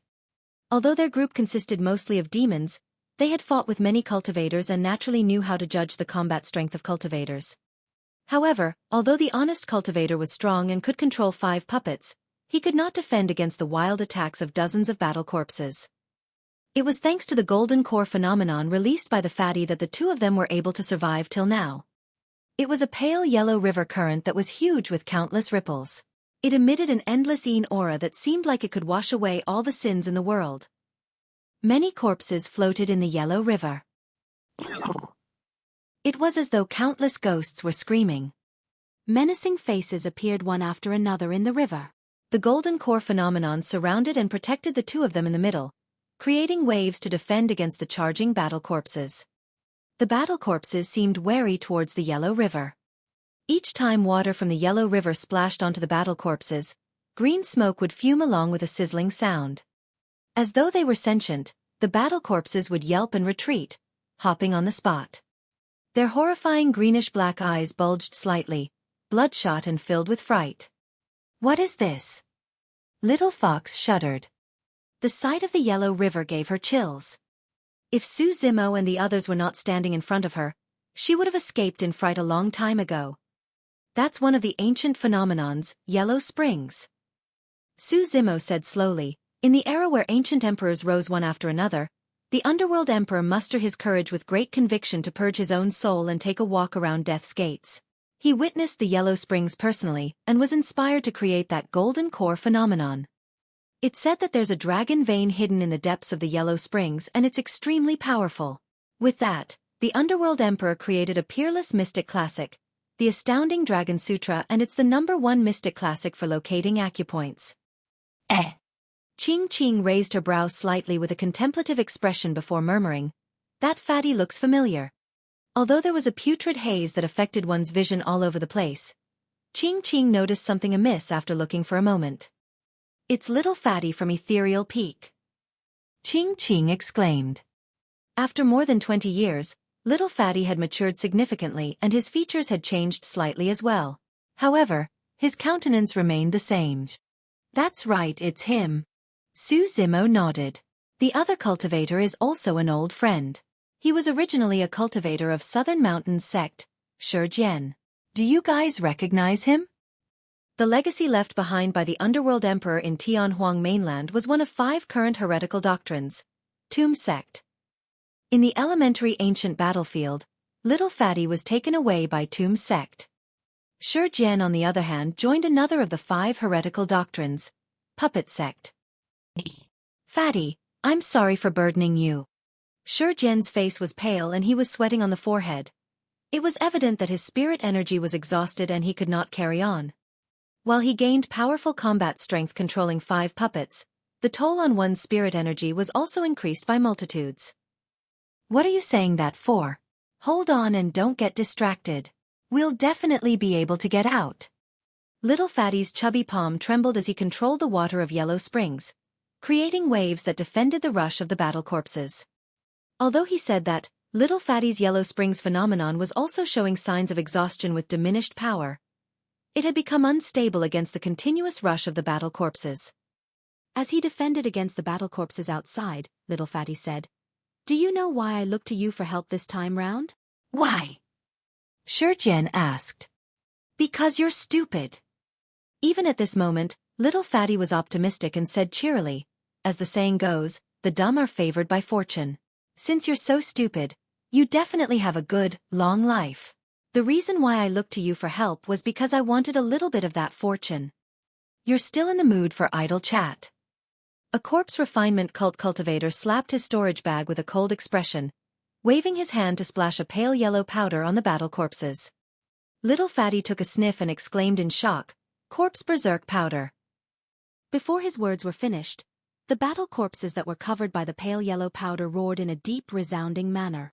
The battle corpse grew and the clothes they were wearing exploded, revealing thick green veins on their body, neck and face.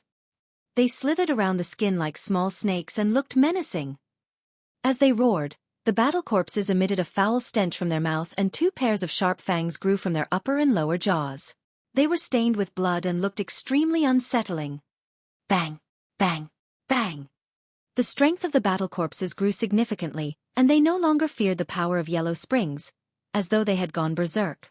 They charged towards Little Fatty's golden core phenomenon continuously, causing it to quake violently. Instantly, the Yellow Springs phenomenon quivered. Even the Yellow Springs itself seemed to have calmed down. Lone souls, hungry ghosts and the corpses of fiend celestials were contained in Yellow Springs. But now, Yellow Springs seemed to have been suppressed by the dozens of battle corpses that were standing in it as they roared into the air with a torrential ferocity. A wrathful look flashed through Little Fatty's eyes. If the Underworld Emperor knew that the Yellow Springs phenomenon had fallen to this point with its corpses within suppressed, he would definitely explode in rage. Right then, a voice sounded. Although it was neither loud nor soft, it overwhelmed the roars of the battle corpses and spread to every single corner of the battlefield. How dare a bunch of evildoers behave so audaciously in the ancient battlefield where countless emperors have perished? Little Fatty shuddered when he heard that voice and his bead-like eyes widened with disbelief.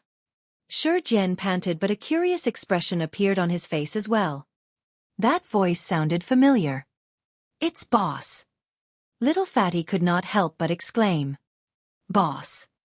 Xueqi stoned for a moment before asking, Brother Su of Ethereal Peak. That's right.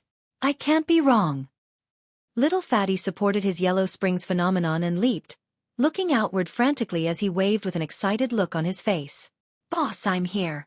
Hurry and come save me.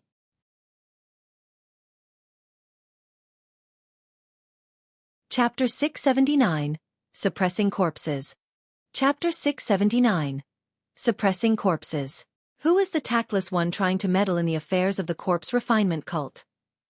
The leader of the corpse refinement cult cultivators glared at Su Zimo's incoming group. His eyes were unblinking, resembling those of dead fishes, and his voice was sinister and murderous. Another person said coldly, Beasts, you had better scram far away. Otherwise. Hee, given Corpse Refinement Cult's Supreme Mystic Classic, we can easily turn you guys into battle corpses and let you suffer a fate worse than death. Is that so? Su Zimo raised his brows slightly. Nobody saw what he did, but in a flash, he bolted into the Corpse Refinement Cult group like an arrow. It was too fast. The distance between both parties was not far to begin with. Su Zimo's inner core and golden core were at perfected realm. When he circulated both cores together with his demonic and spirit energy alongside the power of his blood chi, even pure-blooded ferocious beasts with sharp, keen senses and powerful bodies wouldn't be able to react to that burst speed, let alone the cultivators of Corpse Refinement Cult. Poof, poof, poof. There was no technique or spirit art. He barged in purely with his body. Right in front of everyone, the Corpse Refinement Cult cultivators that stood in Su Zimo's way were rammed into pieces with blood spewing everywhere, like gigantic watermelons. He was a human weapon. Nobody could withstand his might as he charged his way through the crowd. 7 Corpse Refinement Cult cultivators were sneering a moment earlier. Immediately after, they were rammed to death without even understanding how they died. A Corpse Refinement Cult cultivator reacted to it and defended instinctively by propping his Chaos Essence iron rod in front of him. Unexpectedly, a black shadow darted over. Snap! The iron rod in his hands was snapped into 2. The middle portion where it was snapped thrust into his chest like a spear, penetrating it completely. Another Corpse Refinement Cult cultivator yelled and withdrew a shimmering silver shield from his storage bag before injecting spirit energy into it furiously. Instantly, a bright beam shone.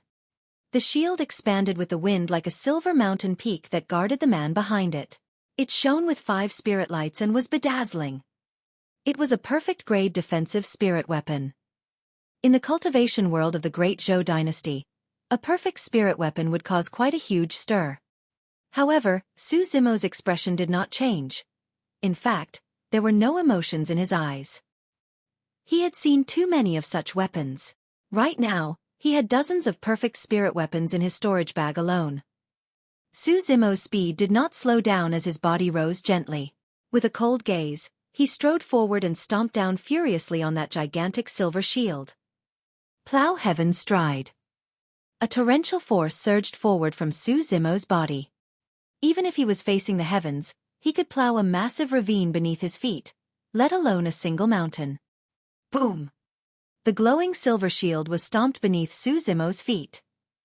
The corpse refinement cultivator that hid behind the shield was stomped into sludge despite the shield standing between him and Su Zimo without even making a peep of sound.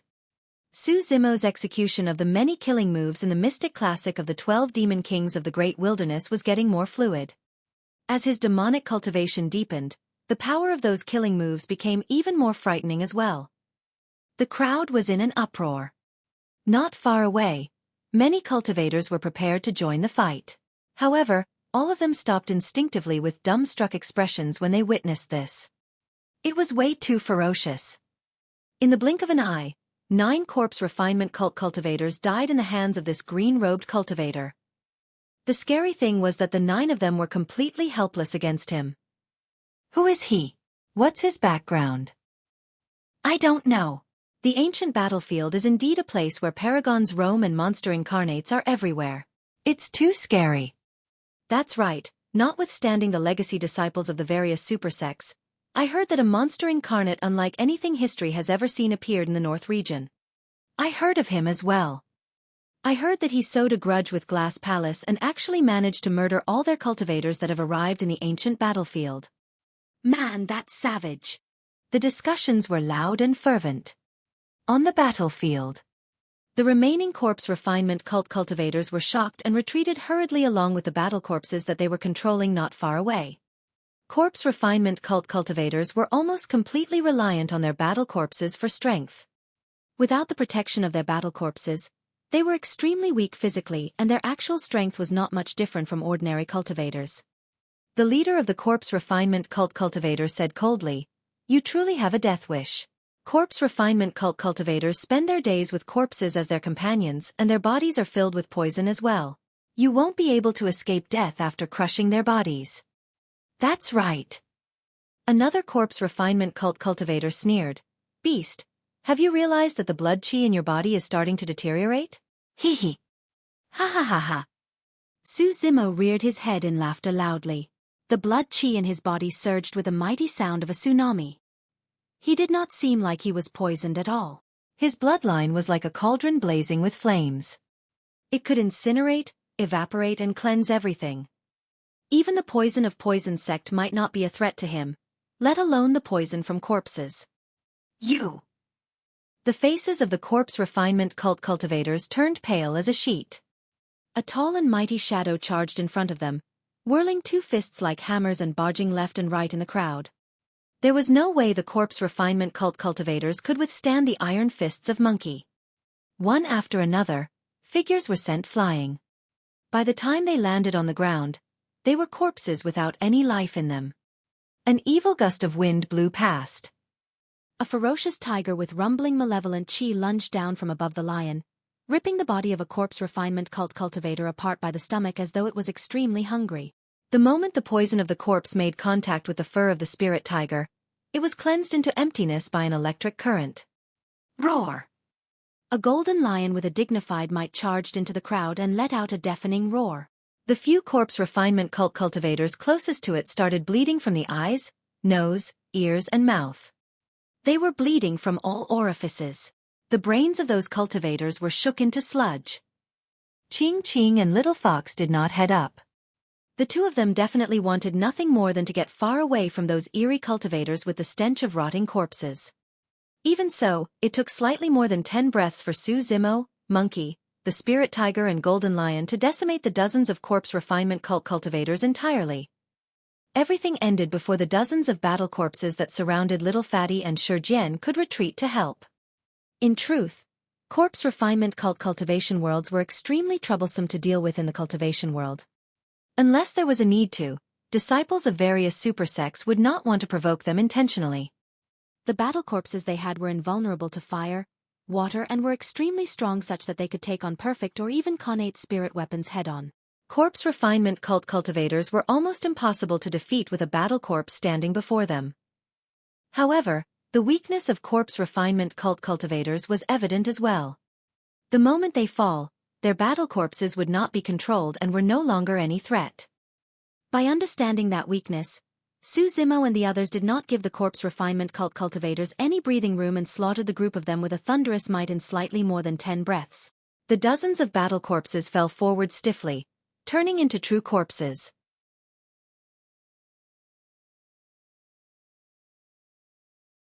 Chapter 680, Distraction. Chapter 680. Distraction. Little Fatty had just consumed a few elixirs and was panting. Before he could calm down, he saw that the corpse refinement cult cultivators were already slain completely. His eyes widened and his jaws almost dropped to the ground. The rumors are not lying. Brother Su is still ferocious as ever. Xueqi gulped and muttered his thoughts. Bro, I'm glad you're here. I've missed you to death. Little Fatty's character had not changed as he scurried over like a gigantic meatball. He lunged into Su Zimo's embrace emotionally with tears and snot. Peeling that fat face away, Su Zimo scolded with a chuckle, "Stop acting." Xueqi came over as well and smiled at Su Zimo with cupped fists. "Much thanks, Brother Su. What's with the politeness after not meeting each other for 20 years? Su Zimo laughed with a relaxed expression. Back in Shentian City in the elementary ancient battlefield, he welcomed the 4 mounted bandits single-handedly. However, Little Fatty, Ji Qingtian, Little Fatty and Xueqi were extremely bold and returned to fight with him. They were brothers who had gone through thick and thin. Little Fatty laughed. "Silly Jen is foolish as always, you can just ignore him, boss." The 3 of them had reunited after a long time and words could not describe Little Fatty's joy. Xueqi did not have much to say and merely chuckled foolishly the entire time. Although Su Zimo seemed composed, he was smiling a lot more than usual as well. "Thank you for your help, fellow brothers of the demon race." Little Fatty chuckled and greeted Monkey and the others with cupped fists. He got along with people easily to begin with. Furthermore, he already knew Monkey and the Spirit Tiger from back in Ethereal Peak. "Boss, I've heard from Silly Jen about everything in the North region." Little Fatty consoled, "Don't worry, follow me back to my sect this time round. I'll persuade my master to take you in. Although Tomb Sect's legacy is not strong, we've lasted through history and have some foundation as well. Furthermore, Tomb Sect is the best at being secretive. There's no way outsiders know about where we're located." Almost the entire North region knew about Su Zimo's feud with Glass Palace. Ordinary cultivators would want nothing more than to get far away from Su Zimo in fear of being implicated. However, Little Fatty had no such considerations at all. Instead, he was thinking up ideas and solutions for Su Zimo. Su Zimo patted Little Fatty on the shoulder gratefully. Although it sounded like a possible idea, it was not practical. Little Fatty was a golden core. Even if he was a legacy disciple, his words would not carry much weight in the sect. Most sects would definitely not want to go against a super sect such as Glass Palace just for someone like him. The disadvantages outweighed the advantages. Furthermore, although Tomb Sect was one of the 5 heretical doctrines, it was well known that they had few disciples. There was no way they could go against Glass Palace. "Brother Su, I could head back and explain things to Puppet Sect as well." Xueqi mustered his courage and wanted to help Su Zimo with his troubles as well. Su Zimo waved it off with a smile and diverted the topic. "It's fine, we can talk about this next time. Right, how did you guys end up fighting against corpse refinement cult cultivators?" Xueqi gripped his fists and said hatefully, "Puppet Sect and corpse refinement cult have a deep enmity to begin with. There's naturally no way they would let me off the moment they saw me." "Oh." Su Zimo raised his brow. In Tianhuang mainland, among the 9 immortal sects, 7 fiend sects, 6 Buddhist monasteries, 5 heretical doctrines and 4 unorthodox groups, there were truly deep-rooted enmity between some super sects that went a long way back. For example, Heavenly Dipper sect of the immortal sects and Malevolent Earth sect of the fiend sects were long enemies. There were also similar conflicts between immortal sections. Glass Palace had an extremely poor relationship with Snowdrift Valley of the Middle Continent. Xueqi continued, "Originally, there weren't 5 heretical doctrines. Corpse refinement cult was established by a traitor of Puppet Sect. He was the most talented cultivator in Puppet Sect and even had the potential of becoming an emperor if he continued cultivating. However, he ended up veering onto the wrong path and focused entirely on corpses. In order to refine corpses, he became addicted to killing and sinned endlessly, cultivating himself to the point where he resembled neither human nor ghost. Eventually, he incurred the wrath of the sect. Everyone was immersed as Xueqi recounted the history of Puppet Sect. When Xueqi paused briefly, Little Fox could not help but ask, what happened after? Xueqi let out a deep breath. An expert of a sect took pity on his potential, and could not bear to see him cripple his cultivation just like that. That person tried to persuade him to repent countless times but was eventually killed by him instead. Sigh, he was truly powerful. He managed to escape even against the combined attack of experts from many sects. Although a patriarch of the sect eventually moved in, that person had already established himself and forged an alliance with one of the other heretical doctrines, Poison Sect. Even if we gave it our all to kill him, Puppet Sect would suffer immense losses and even face possible annihilation. Left with no other choice, we could only allow him to leave. Not long after, he created Corpse Refinement cult in Tianhuang mainland, and as it grew stronger, it became one of the 5 heretical doctrines. No wonder. At that point, realization flashed through Su Zimo's eyes. Earlier on, I noticed that the technique Corpse Refinement cult used to refine their battle corpses was similar to the technique of Puppet Sect. The only difference was that one was evil and the other righteous. So they had the same background. Unfortunately, although our backgrounds are the same, the situation between us is now irreconcilable, Xueqi said. Little Fatty shifted his beady eyes and surveyed the surroundings. When he saw that more cultivators were gathering, he whispered, "Let's leave first. This is not a good place to linger further." "Yes." Su Zimo nodded. "You guys leave first. I'll go get my hands on that iron rod." Although the fight between them and Corpse Refinement cult had subsided, more cultivators had been attracted over due to the commotion.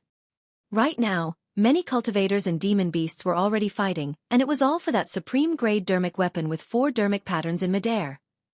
Su Zimo had his eyes set on that object as well. They traveled for an entire day past more than 10 cave abodes, but this was the highest-graded dermic weapon. "No, don't go." Little Fatty held back Su Zimo by the arm and whispered, "There's no need for us to fight for that scrap metal. Let's head somewhere else." Ah. Su Zimo froze for a moment. Wasn't his tone way too arrogant? A supreme-grade dermic weapon was considered as scrap metal in the eyes of Little Fatty. Little Fatty said in a mysterious manner, "Follow me, I'll take you guys elsewhere." "What?" Su Zimo could not help but ask. Little Fatty asked instead, "How many cave abodes have you seen appear today?" Su Zimo replied, "More than 10. "Yes." Little Fatty was not surprised. "Based on my deductions, more than 10 more of such cave abodes are going to appear." "So many?" Su Zimo was surprised and asked with a frown, "Why are so many cave abodes appearing all of a sudden? Did something happen to this place?" "Sort of." Little Fatty retracted his smile in a rare manner and said darkly, "There's a huge tomb beneath this place where the true treasures lie. These cave abodes are nothing but a distraction left behind by the Tomb Master."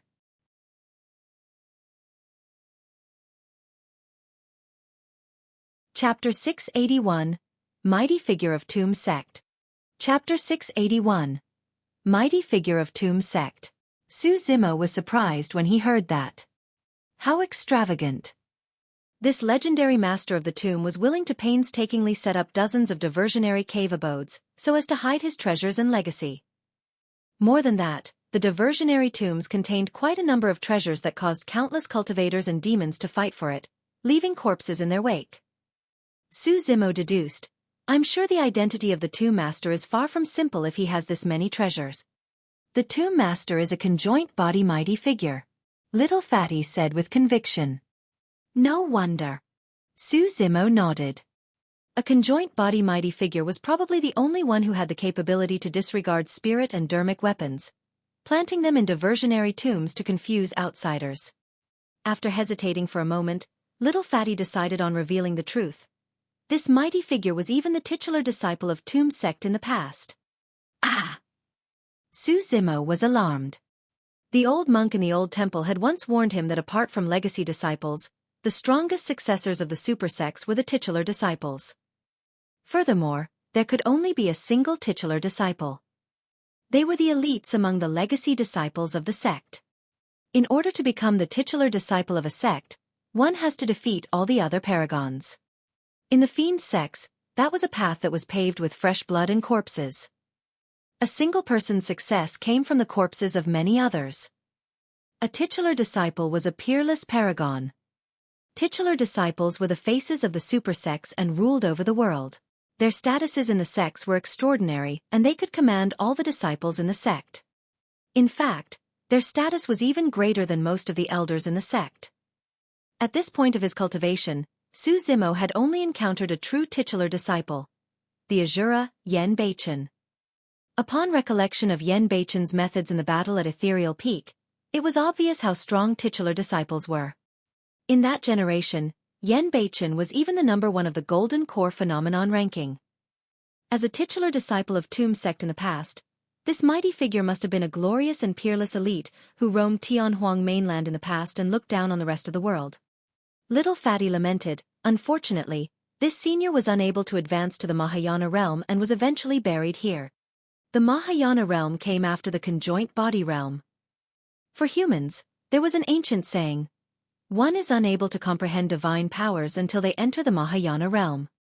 In other words, as long as one advanced to the Mahayana realm, they could comprehend divine powers.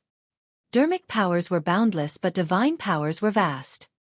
Even for conjoint body mighty figures, they were not free from the shackles of heaven and earth and still had to utilize dharmic powers and arts. However, dharmic powers were no match for divine powers. In the cultivation world, spirit energy was weaker than dharmic powers and dharmic powers were weaker than divine powers. What were divine powers? They were incredible and beyond imagination. These were abilities to reach the firmaments that were beyond godly. Divine powers came after one broke free of the shackles of heaven and earth and were at an even more terrifying level. In the old temple, there was a saying in one of the ancient books describing the means of a Mahayana patriarch. Mahayana was indestructible and could be reborn through a drop of blood. This meant that experts of the Mahayana were almost completely indestructible.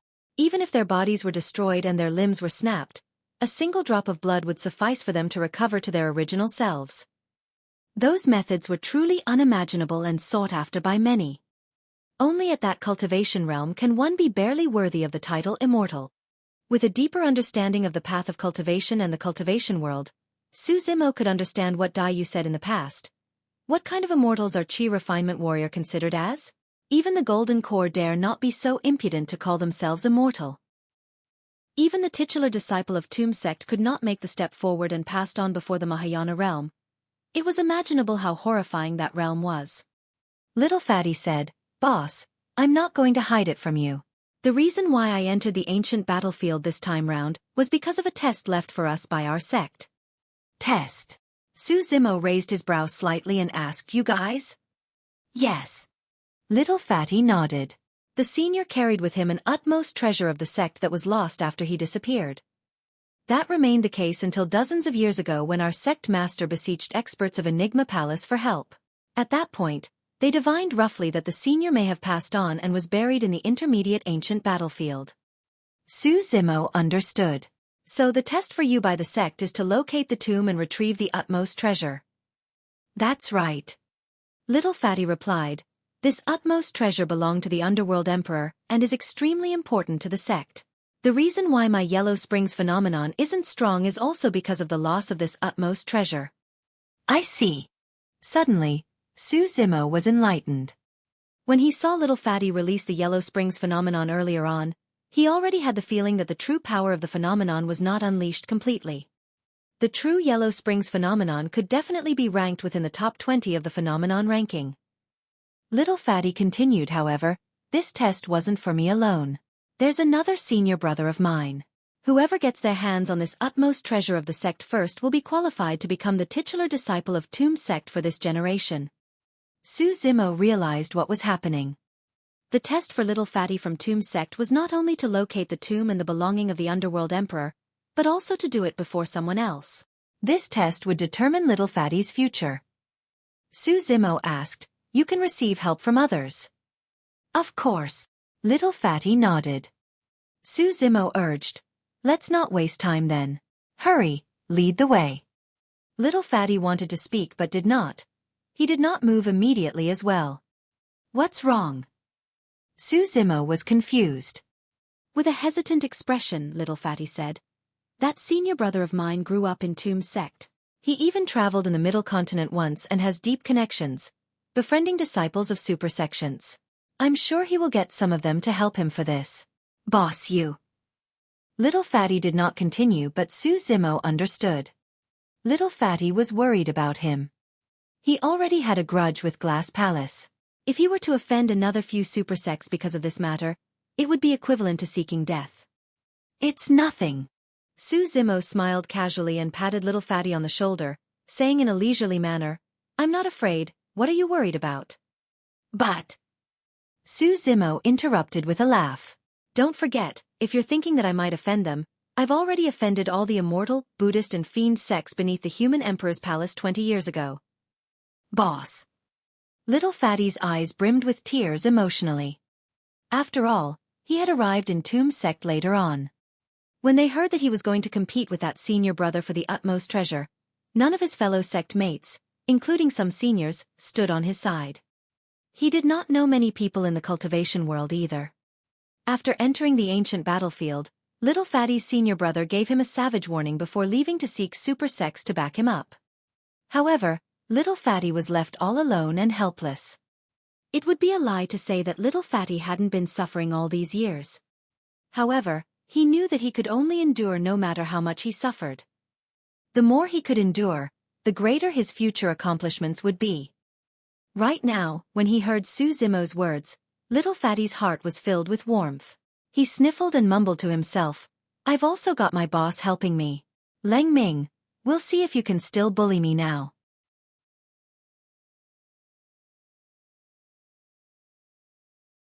Chapter 682. Astral Dragon Sputum Lair. Chapter 682. Astral Dragon Sputum Lair. "Fatty, I'm here too," Shi Jian said with a silly smile. "Although I'm not as strong, I'll also help you for sure." "Brother Fatty, we'll help you too." Little Fox was a sentimental person to begin with. At that moment, she raised her furry paws and cheered little Fatty on. Her voice was cute and extremely soothing. During this period of time, she traveled with Su Zimo and witnessed many things in the world. She was no longer as shy and cowardly as before and had become much more lively. Su Zimo chuckled. "Fatty, if you don't mind, the 7 of us brothers will stand by your side." "Boss, what are you talking about?" Little Fatty rolled up his sleeves and rubbed away his tears hastily. He patted his chest soundly with his fat palm and declared, "Boss, other than that utmost treasure of the sect, you guys can have every other treasure in the tomb. There's no need for that. After all, these are items of Tomb Sect." Su Zimo shook his head. "You must take them all." Little Fatty's eyes widened and he turned serious. "We might encounter a lot of danger along the way, and there will definitely be a massacre if we come across Leng Ming. You guys deserve all the treasures in the tomb." Leng Ming was Little Fatty's senior brother. Through Little Fatty's words, it could be seen that the two of them were not on good terms. Su Zimo remained silent. This was the tomb of a conjoint body mighty figure. Furthermore, this conjoint body mighty figure was once a titular disciple. All the treasures in the tomb were definitely extremely rare. If the dozens of diversionary tombs outside were enough to fuel everyone's greed, how could there be a lack of amazing treasures in the actual tomb? When he saw how Su Zimo was still hesitant, Little Fatty almost got angry. "Boss, don't decline any further. I'm sure Leng Ming promised treasures inside the tomb to the super sect disciples that he sought help from. For the two of us, the true treasure we have to get our hands on is that utmost treasure of our sect." "All right." Su Zimo nodded. "If I come across something suitable for me, I'll take it." "That's settled then. Let's go." Little Fatty cheered and withdrew a circular geomantic compass. The geomantic compass was filled with countless circles with stars, the 5 elements and yin and yang. It was as though it contained endless secrets. Little Fatty followed the geomantic compass and verified the way before pointing to the southeast direction. "That way." Su Zimo and the rest followed closely behind. After speeding for close to an hour, Little Fatty suddenly stopped and looked to the geomantic compass again. After a moment, he pointed in another direction. "This way." Su Zimo and the others had no objection. Although he was strong in combat, he knew nothing in this regard. Everyone had their specialties. In terms of sense of direction, Su Zimo could not compare to Little Fatty. In terms of controlling puppets and multitasking, he could not compare to Xueqi either. Xueqi was honest and not very sharp. In fact, he was a little slow. However, he was appreciated by one of the 5 heretical doctrines, Puppet Sect, and taken in as their disciple. In the past, Su Zimo doubted their decision for a moment. He wondered why Puppet Sect took to Xueqi. However, during this journey, Xueqi cleared that doubt of his. One had to be able to multitask if they wanted to cultivate the art of controlling puppets. When a person is too sharp and articulate, it's difficult for them to multitask. Xueqi did not have Su Zimo try his hand on multitasking 5 things at one go, merely 2. He tried to have Su Zimo draw a circle and square on the ground at the same time. However, Su Zimo could not do it no matter how many times he tried and could only chuckle in exasperation. Although he was the strongest monster incarnate in history, it did not mean that he was good at everything. When Little Fatty was looking for the actual tomb, he was not smiling. Instead, he looked extremely serious.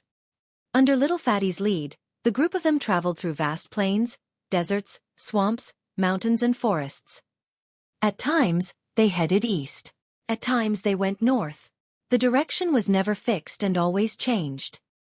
As Little Fatty expected, they encountered many more cave abodes along the way. There were at least 10 of them. There were many cultivators fighting around all those tombs. That's the power of a mighty figure from Tomb Sect. Su Zimo was secretly shocked. The terrain is so complicated and there are countless diversionary tombs. Unless it was by accident, no one would be able to locate his tomb. However, on second thought, Su Zimo understood the reason for it as well. The tomb should have been prepared by the mighty figure for the successors of Tomb Sect. Only successors of Tomb Sect would be able to distinguish and locate the actual tomb among the diversionary tombs. In the blink of an eye, 6 hours passed. It was already late at night. The group of them did not rest at all, traveling with twists and turns for a long time. Although the journey was long, in actual fact, they had not left the region. Up ahead, Little Fatty suddenly stopped and looked at the geomantic compass with a deep, pensive expression. What's wrong? When he saw Little Fatty stop for a long time, Su Zimo could not help but head up and ask. We're lost. Little Fatty looked a little helpless and dazed. Ah! Everyone was stunned. If even Little Fatty was lost, the rest of them had even less idea of what to do. Su Zimo took a look at the geomantic compass in Little Fatty's hands. Initially, there was a magnetic needle indicating the direction on the geomantic compass. But now the magnetic needle had gone crazy and was spinning wildly on the geomantic compass. They could not even identify where they were at currently, let alone locate the tomb. Su Zimo asked with a frown, what happened to the geomantic compass? I have no idea as well. Little Fatty said with a vexed expression, it suddenly became like this when we arrived here. The moment he said that, Little Fatty's eyes lit up as he exchanged glances with Su Zimo. The both of them blurted almost at the same time. The tomb is here. Everyone looked down. Not far away, there was a verdant mountain peak and they were surrounded by greenery as well. There was also a small lake not far away with a little beast drinking water at the moment. Everything looked serene and peaceful. Although they deduced that the tomb was around here, nobody knew its exact location. The spirit tiger said loudly, since the tomb is here, let's smash the ground together. Sooner or later, we'll dig out a hole. No, we can't. Su Zimo shook his head. Although this region is not humongous, it's not that small either. There's no way of finding out how deep the tomb lies. How long are we going to dig for? That's right, the commotion will most likely attract countless cultivators before we even locate the tomb. Ching Ching nodded in agreement. We must not do that. Little Fatty said with a solemn expression. There must be many seals set up around this senior's tomb. If we try to break through them forcefully, the seals might injure us instead. The spirit tiger shuddered when he heard that and no longer dared to offer any suggestions. If they triggered the seal of a conjoint body mighty figure, they might not survive even if they had 10 lives. Little Fatty looked up into the skies and his eyes flashed with a gradual realization. I've got it. A moment later, He leaped up in joy. This is the legendary Astral Dragon Sputum Lair.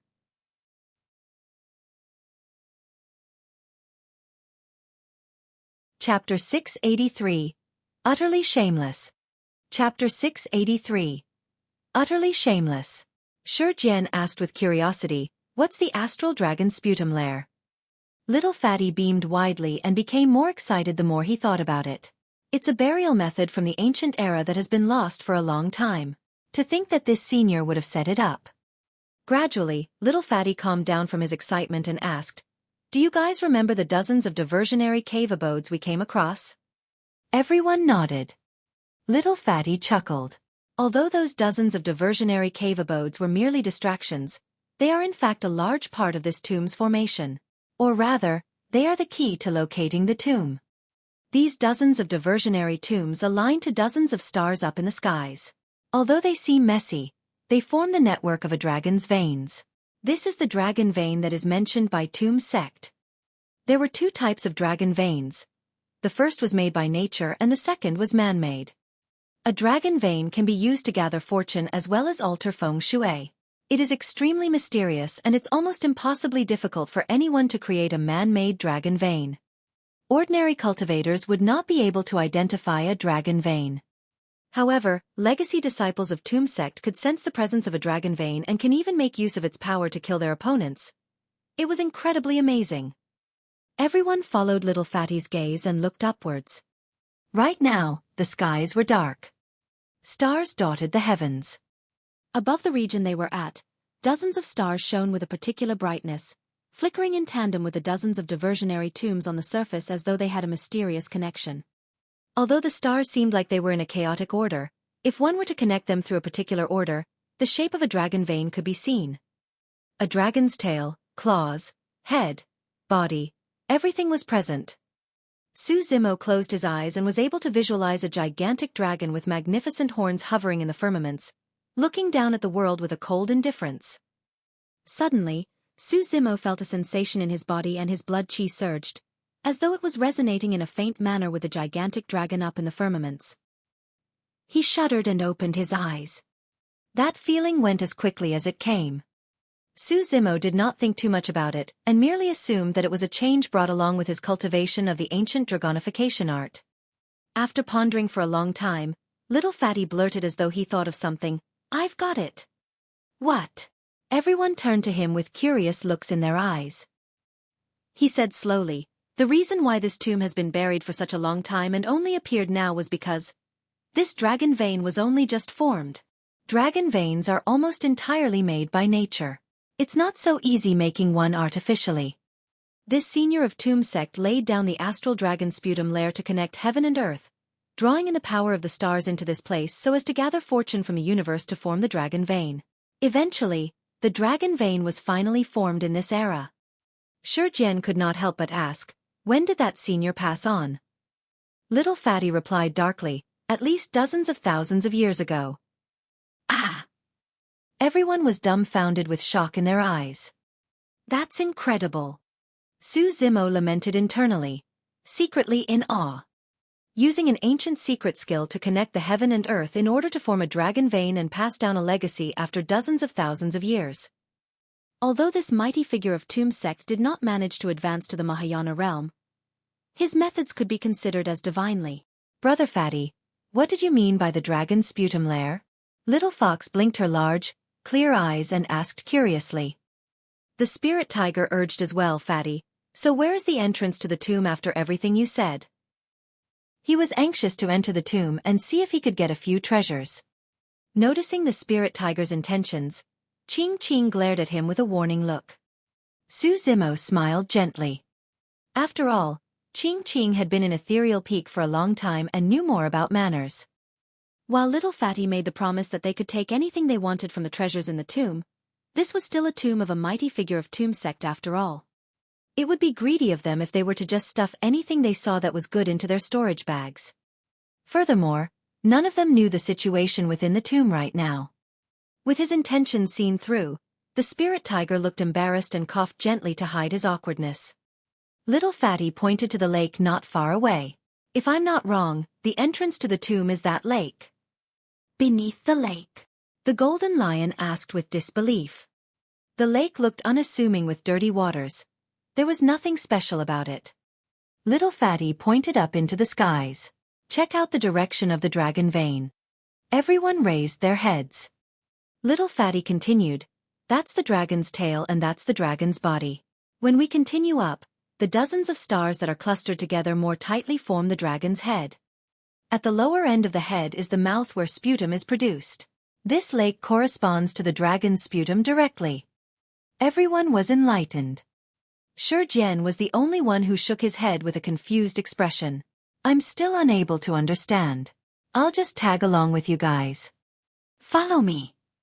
Little Fatty waved and pointed to the lake not far away, leading the way. When they approached the lake, everyone started noticing something unusual. The surface of the lake was cold and ghastly. Little Fox could not help but shudder. She hid behind Xueqi and secretly tugged his sleeves. Xueqi glanced sideways. Little Fox looked up, revealing her tender neck as she gazed at him with widened, pitiable eyes. Although she was clearly afraid, she bit her cherry lips and did not say anything.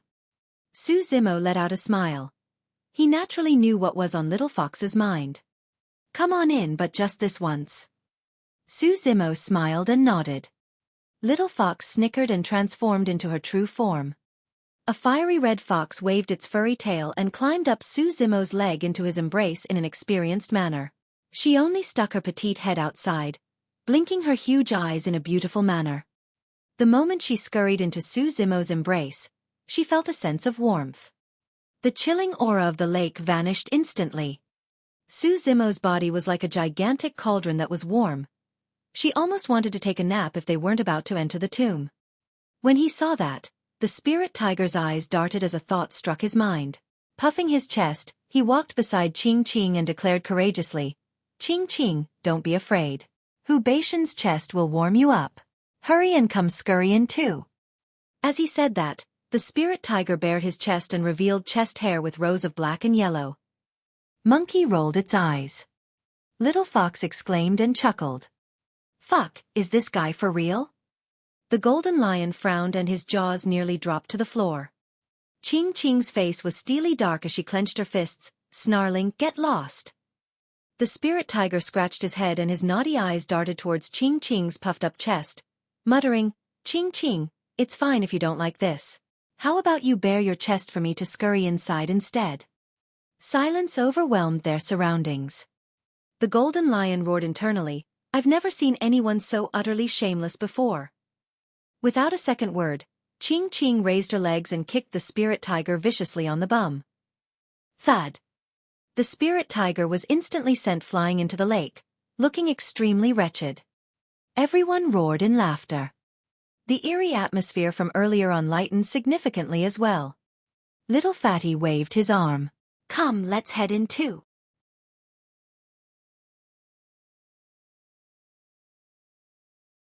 Chapter 684. Ancient Frost Crocodile.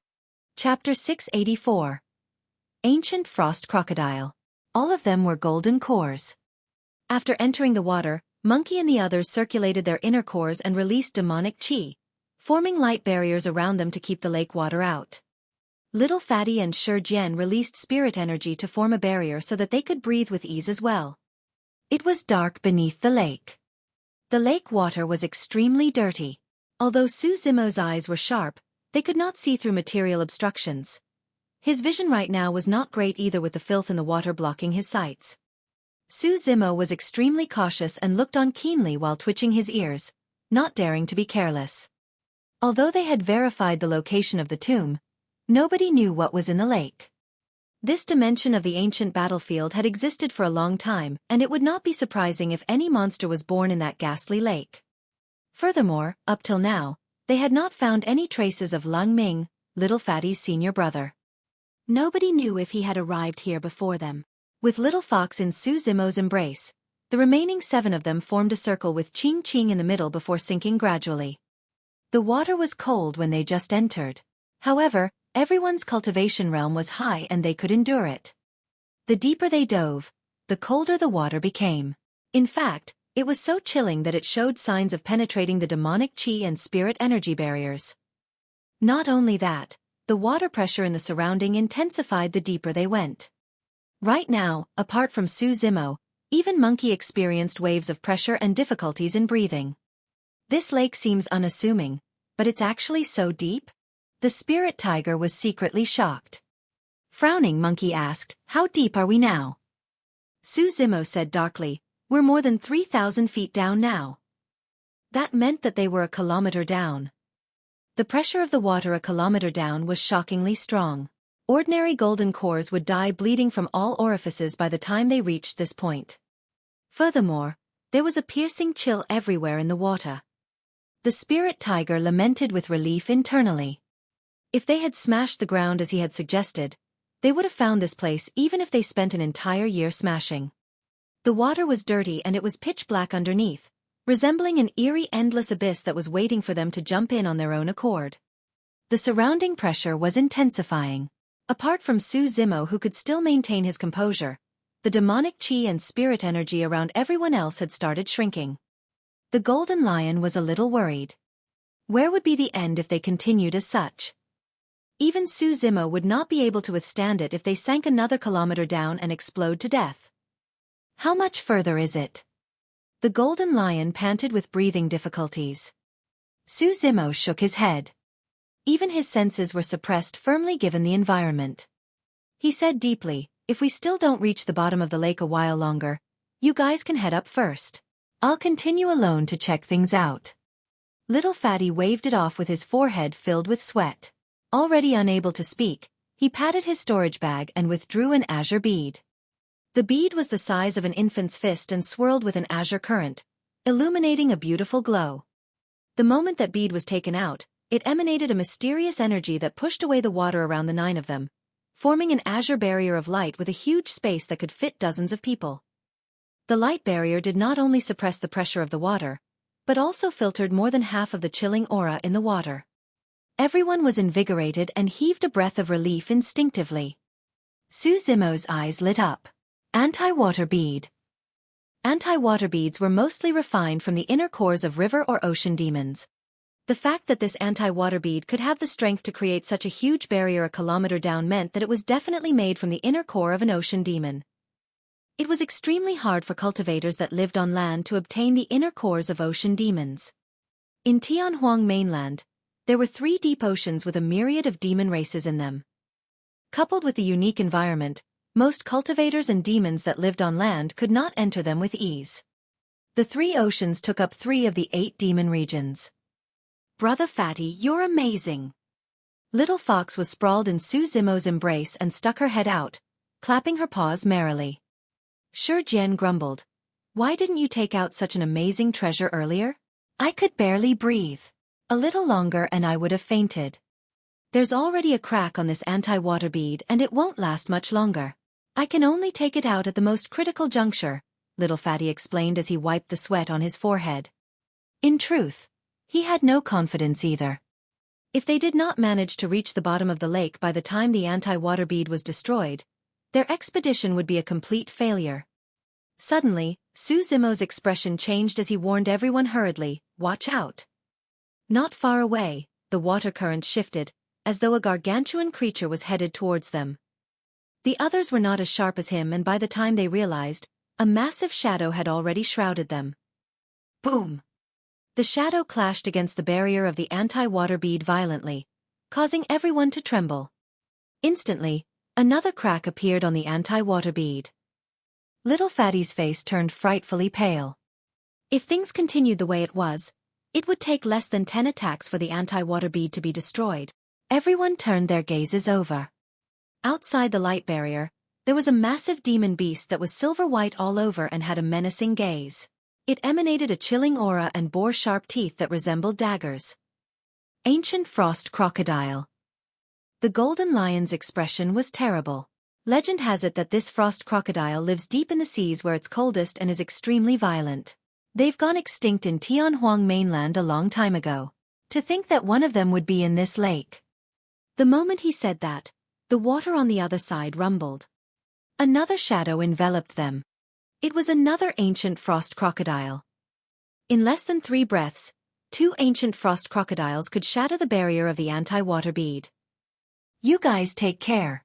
I'll head out. Su Zimo had a cold expression, and with that said, he darted out of the anti-water bead's barrier in a flash. At that moment, they were a kilometer deep in the water. Notwithstanding the piercing, chilling aura of the lake, the pressure alone could kill most living beings. The reason why the ancient frost crocodiles could move about so freely at this depth was because they were not weak, and at the same time, this was the place they first lived in. Their bodies were formed after countless years of evolution, and they had long adapted to their surroundings. At that moment, Monkey and the others could not leave the protection of the anti-water bead and could only look at everything from within the barrier. The inner core in Su Zimo's chest circulated wildly, and his blood chi surged with a terrifying might. Even the water in the surroundings was affected. OM. Before his sentence was finished, a blood-colored saber had already appeared in Su Zimo's hands. Blood Quencher trembled and shone brightly, bursting forth with a massive blood beam. In the lake, Su Zimo wielded Blood Quencher, and his black hair danced while his eyes shone brightly. A rumbling demonic chi surged out of his nose and mouth. Even against the crushing waters of the lake, he was unyielding like an unquestionable divine being. As though they were agitated, the 2 ancient frost crocodiles roared in rage and abandoned the anti-water bead before them, charging towards Su Zimo instead.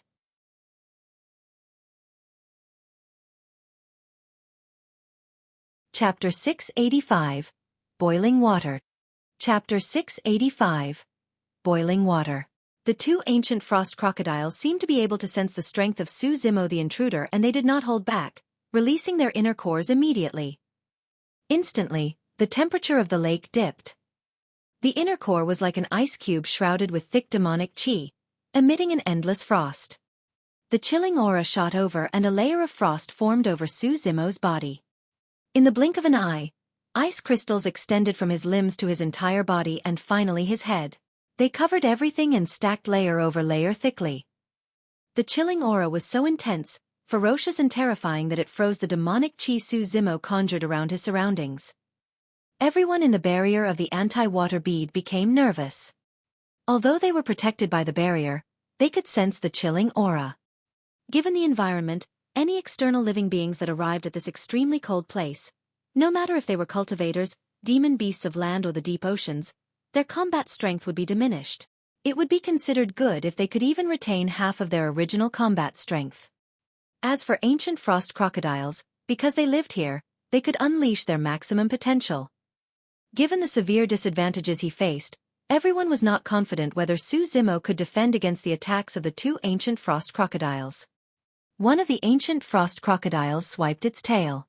Although it had a massive body, it was unusually agile in the lake with a shocking speed, and it arrived before Su Zimo instantly.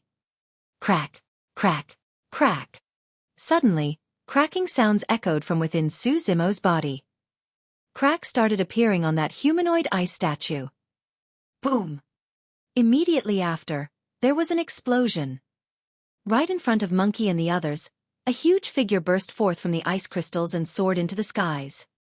His tendons and bones echoed at the same time, and his blood chi soared. In the blink of an eye, Su Zimo's body expanded to a height of 100 feet and his black hair danced. In the dirty lake waters, his eyes were frighteningly bright and he resembled a towering divine being. The 2 ancient frost crocodiles were much stronger than Su Zimo had imagined.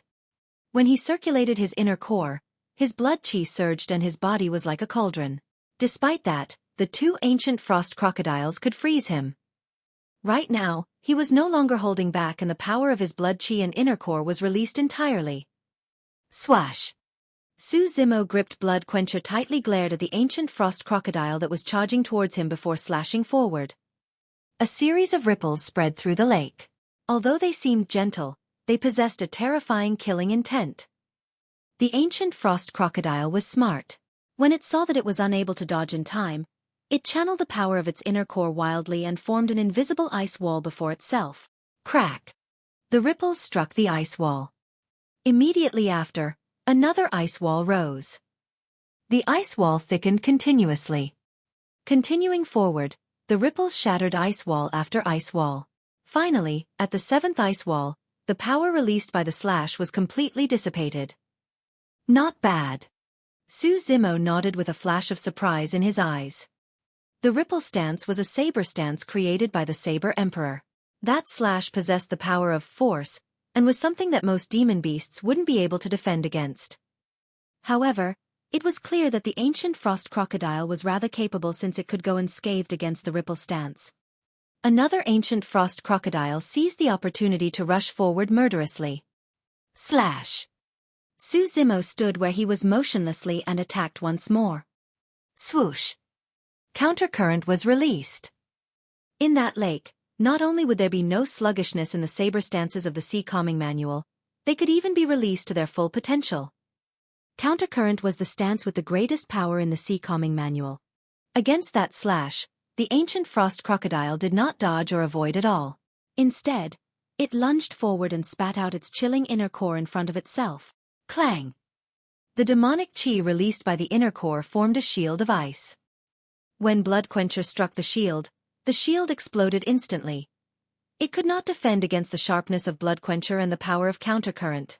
The inner core was repelled. It dimmed significantly as the ancient frost crocodile devoured it back into its stomach. Bloodquencher descended. The eyes of the ancient frost crocodile were extremely calm without any trace of panic, as though it had already expected everything. It opened its mouth and bit Bloodquencher. Head on. This ancient frost crocodile chose to take on a connate spirit weapon head-on. Su Zimo's gaze turned cold and the blood beam on his saber intensified. Crack, crack, crack. That single slash severed close to 100 of the ancient frost crocodile's sharp teeth. The remaining few hundred teeth were loosened as well as blood seeped out from its mouth, dyeing the lake waters red. However, the ancient frost crocodile's mouth was lined with sharp fangs that crossed in a zigzag manner like a valley of swords. The depletion of the power of Su Zimo's slash caused Bloodquencher to be jammed in that mouth of sharp fangs. Watch out! Ching Ching and the others yelled nervously and pointed to Su Zimo's back from within the anti-water bead barrier. A dark shadow blanketed over Su Zimo's head. Behind him, another ancient frost crocodile surged over with a widened mouth, devouring Su Zimo, who was 100 feet tall, in a single mouthful. At that moment, Su Zimo finally understood why the ancient frost crocodile at the start wanted to take his attack head-on. Both ancient frost crocodiles sensed his strength and one of them wanted to open up an opportunity for its partner regardless of how severely it would get injured. Boss! Brother Su! Little Fatty and Shurjian yelled and in a moment of impulse, wanted to charge out of the anti-water bead barrier. Don't go out first. A tall figure blocked the two of them. He glared at the ancient frost crocodile outside with a flickering scarlet glint and said in a deep hoarse voice. Monkey said, let's wait first. Among the group, Monkey and the spirit tiger had been through many fights with Su Zimo in the ancient battlefield and understood his strength best. Although Little Fatty and Shurjian had not seen Su Zimo for many years, their impression of him was the same as it was 20 years ago. In the lake. After devouring Su Zimo, the ancient frost crocodile floated in its original spot quietly and motionlessly, as though it was trying to feel something. A moment later, it suddenly opened its mouth and let out a tragic shriek. Its eyes were filled with endless pain. Right in front of everyone, the water current that flowed out of the ancient frost crocodile's mouth burned with a thin layer of flames. Swish! A blazing flame ignited from within the ancient frost crocodile's body and covered it instantly, turning that massive body transparent from the heat. Within the ancient frost crocodile's body, a faint figure of a dragon-like gigantic beast could be seen, spreading its wings and roaring into the skies with lava gushing out of its mouth. Ah! Little Fatty came to a realization and yelled, that's the legendary primordial soaring serpent. Not bad. Monkey and the others nodded. The ancient frost crocodile belonged to the extreme end of the cold spectrum while the soaring serpent was a divine being of the flames and belonged on the extreme end of the heat spectrum. The difference between cold and hot produced an intense reaction in the ancient frost crocodile's body that resulted in a destructive power. In less than a few breaths, the frost crocodile's life was wiped away entirely. Su Zimo broke out with a phantom of the primordial Su Zimo behind his back, standing among the blazing flames with a torrential aura. The lake water that was initially piercingly cold had already started to bubble with heat. The lake was now boiling. The everlasting sacred sovereign.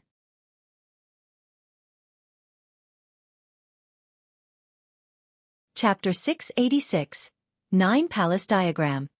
Chapter 686, 9 Palace Diagram. Little Fatty and Shurjian's eyes widened with disbelief. Those means were far from the legendary divine powers of being able to incinerate the heavens and boiling the oceans. At best, it could only be boiling a lake. However, the visual impact caused by the scene was way too shocking. Fear filled the eyes of the other ancient frost crocodile, and it turned to flee. Go! Su Zimo raised his arm and pointed forward. The primordial soaring serpent behind him spread its wings and tore through the layers of waves, causing the lake to bubble and boil everywhere it passed. Almost instantly, the soaring serpent arrived above the ancient frost crocodile and devoured it in a single mouthful. Swoosh! The ancient frost crocodile struggled and howled miserably within the stomach of the soaring serpent, causing endless flames to surge inside and outside of the latter's body. Before long, it was burned into ashes that scattered across the lake. No matter how violent the ancient frost crocodile was or how strong of a bloodline it possessed, it could not do anything against the presence of a primordial soaring serpent. The soaring serpent was a divine being of the flames. Back in the primordial era, it would even dare to roam the deep oceans, let alone a puny lake as such. Everyone in the anti-water beads barrier heaved a sigh of relief. Without the threat of the ancient frost crocodile, the anti-water bead could still hold out for a period of time. Suddenly, something moved in water currents in the depths of the lake. Everyone in the anti-water bead was unnerved once again, gazing around with widened eyes. It was as though their dive into the lake had alerted a certain life form within it. The movement intensified and came from all directions. However, the strange thing was that no matter how they tried, they could not detect any signs of life. All they could see was the water current surging towards the anti-water bead barrier. Su Zimo's spirit perception was strong, and he had naturally noticed danger a long time ago. However, even with his powerful vision, he could not identify the origin of that danger. Pest! Pest! The primordial soaring serpent reared its head and hissed, surveying the surroundings with its cold eyes in a warning manner. Swoosh! Opening its mouth, the primordial soaring serpent spewed out scorching lava that surged into the waters. Squeak, squeak! Suddenly, a strange sound could be heard from the waters in front of them, as though some living being was screeching. Su Zimo focused his gaze. Within the lake, there were countless thick and thin arms that came from long fish demons who were howling and screaming. Their gaping mouths were lined with sharp teeth that shimmered with a cold glint. The bodies of those fish demons were almost transparent, and it was difficult to identify them as they moved through the water. If not for the scarlet lava blazing on their bodies, even Su Zimo would have difficulties identifying their existences. Bloodthirsty silverfishes. Su Zimo was alarmed. Bloodthirsty silverfishes and the soaring serpent were both beings of the primordial era. The former was violent, bloodthirsty and chewed through every single thing they came across. They were ferocious beasts that were irrational and showed no fear. The most frightening thing was that bloodthirsty silverfishes moved in schools. At any moment, hundreds or thousands of bloodthirsty silverfishes could appear. Life was devoid everywhere they passed, leaving nothing but corpses in their wake. Even a perfect spirit weapon would be shredded into shards by the bloodthirsty silverfishes, let alone bodies of flesh. In the deep oceans back in the primordial era, even the strongest demons within would stay away when they encountered bloodthirsty silverfishes. Su Zimo had not expected that he would lure out these bloodthirsty things after summoning the primordial soaring serpent. In the eyes of the bloodthirsty silverfishes, it did not matter if they were facing the soaring serpent or divine turtle. They lunged at everything that showed signs of life. Squeak, squeak! Many bloodthirsty silverfishes were burned to death by the lava the soaring serpent spewed. However, many more bloodthirsty silverfishes surged forward and gnawed at Su Zimo's golden core phenomenon relentlessly. A small portion of the bloodthirsty silverfishes swam to where Monkey and the others were and started attacking the barrier of the anti-water bead. The barrier showed signs of dissipation. Another crack appeared on the anti-water bead. Su Zimo channeled his spirit energy to control his golden core phenomenon, purging away the bloodthirsty silverfishes nearby the anti-water bead as he shouted, "Hurry and head down. The bottom of the lake is right below. See if you can locate the entrance of the tomb." During his fight with the ancient frost crocodile earlier on, Su Zimo's body expanded to a height of 100 feet and his feet touched the bottom of the lake. that was how he knew they were close. Everyone's eyes lit up and hope reignited in their hearts. Buzz! Buzz! More bloodthirsty silverfishes surged forward and chewed at Su Zimo's golden core phenomenon. The glow of the primordial soaring serpent had already started to diminish. The golden core phenomenon was on the verge of dissipating. After all, this was a phenomenon created by spirit energy and was not the true body of the soaring serpent. Even the soaring serpent phenomenon was showing signs of defeat against the relentless bites of the bloodthirsty silverfishes. I see it. Right then, Little Fatty's voice echoed excitedly from the bottom of the lake. On the west of the bottom of the lake, there was an obvious semicircular entrance to the tomb with a width 20 feet apart and height 50 feet tall. Although tens of thousands of years had passed, it still looked extremely majestic. Little Fatty maneuvered the anti-water bead and advanced towards the tomb. There was a gigantic stone door at the tomb's entrance with no handle on it. Let me try and lift this stone door up, the spirit tiger declared bravely. Ching Ching glared at the spirit tiger and scolded, Stand at the side. Don't interfere blindly if you don't wish to die. With that, Ching Ching turned to look at Little Fatty. The spirit tiger glanced over instinctively as well. Little Fatty was standing on the spot, glaring at the ground on the tomb's entrance motionlessly as though he was in a trance. He had a grim expression that did not look good. A lattice diagram was etched on the ground at the entrance of the tomb with 9 identical squares. It looked extremely mysterious. The spirit tiger felt a sense of trepidation. It was obviously a seal that was left behind by the owner of the tomb. If he had barged in forcefully earlier on, he might have already triggered the seal and died on the spot. Don't worry, I'll hold back these silverfishes. Hurry and try to dispel it as soon as possible. Su Zimo's back was facing the group as he fought against the bloodthirsty silverfishes before him, trying his best to fight for time for Little Fatty. Little Fatty's gaze shimmered with a wise look in his eyes. His brains were churning furiously. Although the diagram before them seemed simple with only 9 squares, an immense amount of calculation was required if they wanted to dispel the seal of the Tomb Master. This 9-palace diagram originated from the legendary river diagram. The river diagram was one of the most mysterious treasures of the primordial era. Some people managed to comprehend cultivation techniques from the river diagram, some managed to comprehend secret skills while others managed to comprehend formation techniques. Rumor has it that the river diagram contained the mysteries of the universe and the absolute truth of heaven and earth. No matter what, anyone could comprehend something just by taking a look at the river diagram. Time slowly passed. Su Zimo fought against the bloodthirsty silverfishes single-handedly. The primordial soaring serpent phenomenon had already cracked against the fanatic attacks of the bloodthirsty silverfishes and could disperse at any moment.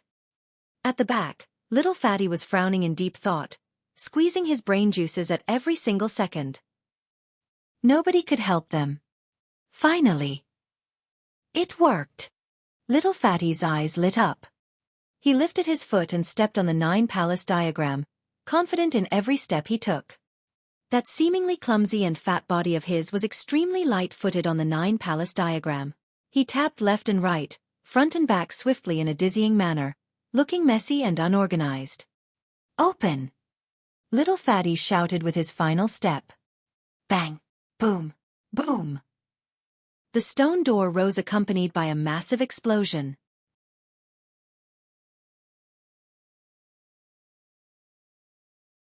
Chapter 687, First to Arrive. Chapter 687, First to Arrive. There seemed to be a mysterious energy within the tomb.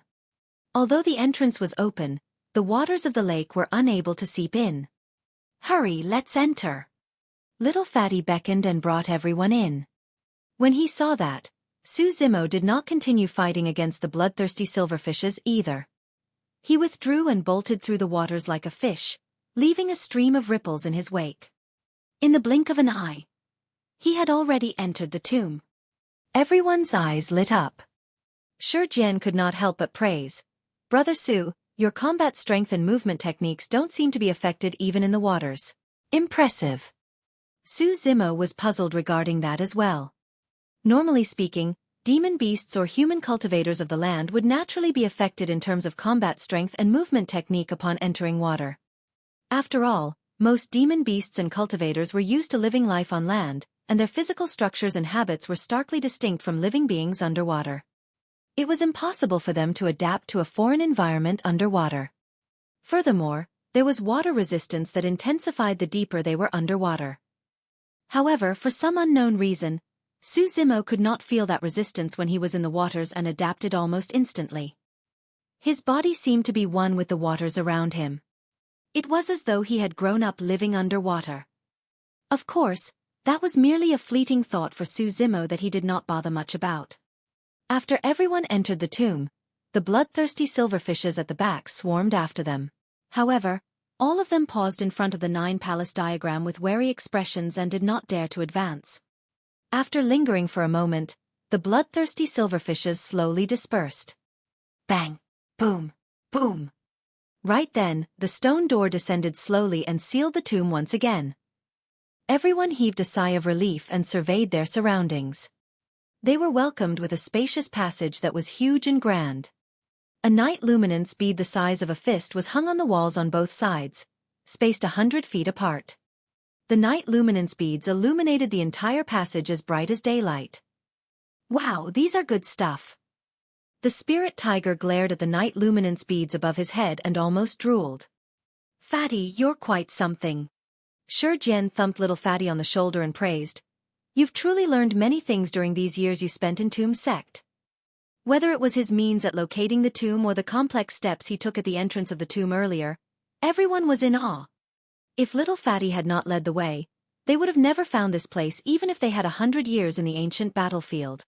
Even if they managed to find it, they wouldn't have been able to enter. This great opportunity was given to everyone by little Fatty. Phew! Little Fatty smiled and did not say anything. Xueqi furrowed his brows slightly. Something seemed to be wrong with the way little Fatty was acting. Earlier on at the entrance of the tomb, little Fatty was already stoned for a long time and had a grim expression when he looked at the 9-palace diagram. Given his character, he should have been cheering a long time ago after they entered the tomb. However, he seemed somewhat dejected at the moment. What's wrong? Xueqi asked, did something happen? Little Fatty grit his teeth. We might be late. The moment the spirit tiger heard that, he got anxious and asked, what do you mean by late? Little Fatty replied darkly, along the way, I did not catch sight of anything suspicious, so I thought that we were the first to enter this place. However, it was clear from the 9-palace diagram at the entrance of the tomb that someone arrived before us. Ah! Everyone looked shocked. Little Fatty explained, tens of thousands of years have passed and there should be a thick layer of dust on the ground at the entrance of the tomb. However, from the 9-palace diagram, it's obvious that someone has arrived before us and wiped away the dust on the surface of the ground. Even if he wiped away the dust, he might not have been able to enter this place. The Golden Lion said, the 9-palace diagram is extremely complex. There's only a few people in this world that can crack it. At that point, the Golden Lion suddenly went silent. Everyone exchanged glances and a thought crossed their minds. If little Fatty could locate this place and crack the seal of the 9-palace diagram, this meant that there was a high chance little Fatty's senior brother could do the same. Instantly, much of everyone's joy earlier on was erased. If little Fatty's senior brother had arrived first, he would definitely not leave any treasures for them. The utmost treasure of the tomb would naturally be taken away as well. Ugh! The spirit tiger sighed and murmured dejectedly, what a wet blanket. We made the trip for nothing. He gazed at the night luminance beads above his head. How about removing these night luminance beads? We can't possibly leave with nothing. Ching frowned and kicked the spirit tiger for the latter to shut his mouth. Your senior brother is definitely rather capable if he managed to arrive first.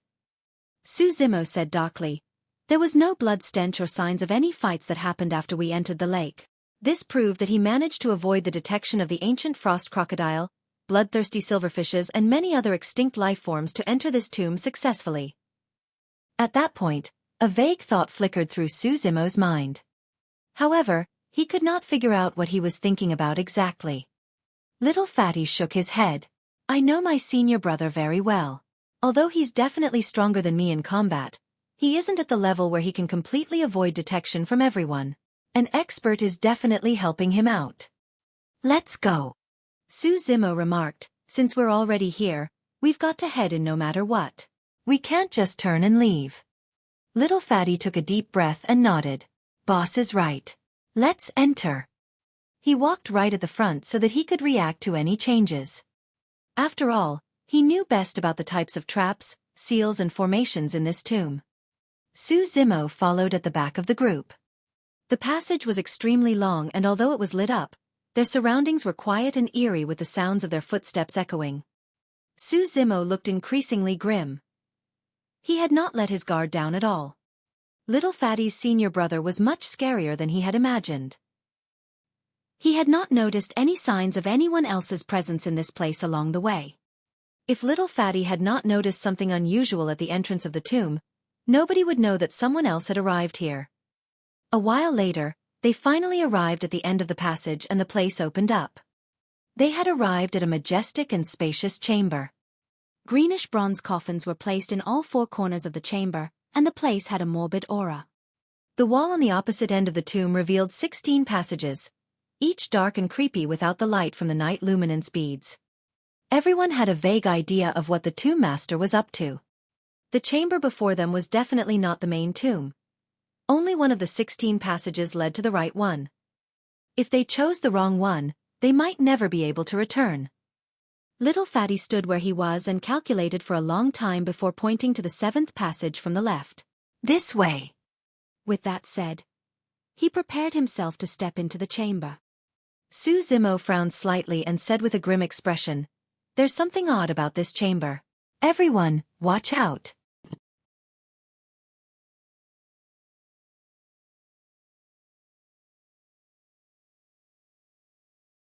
Chapter 688.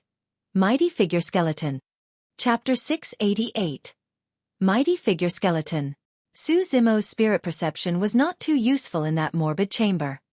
However, the moment he caught sight of the chamber, he sensed danger that disappeared immediately after. Legend has it that ancient mighty figures had boundless dermic powers and their means could even conceal heavenly secrets, let alone Su Zimo's spirit perception. "It's fine, follow me." Little Fatty smiled and headed towards the 7th passage. Su Zimo and the rest followed closely behind. The spirit tiger looked around furtively. "Boss, Fatty, the 4 coffins look extremely old and no one has opened them before. Let's go and check out if there's any treasures hidden within." The spirit tiger snickered. "Don't go." Su Zimo shook his head with a fierce gaze.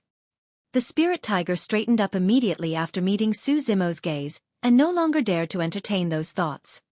Suddenly, a commotion broke out in all 4 corners of the chamber. Crack, crack, crack. It was piercing and sounded as though the coffin lids were being shifted. Click, clack, click.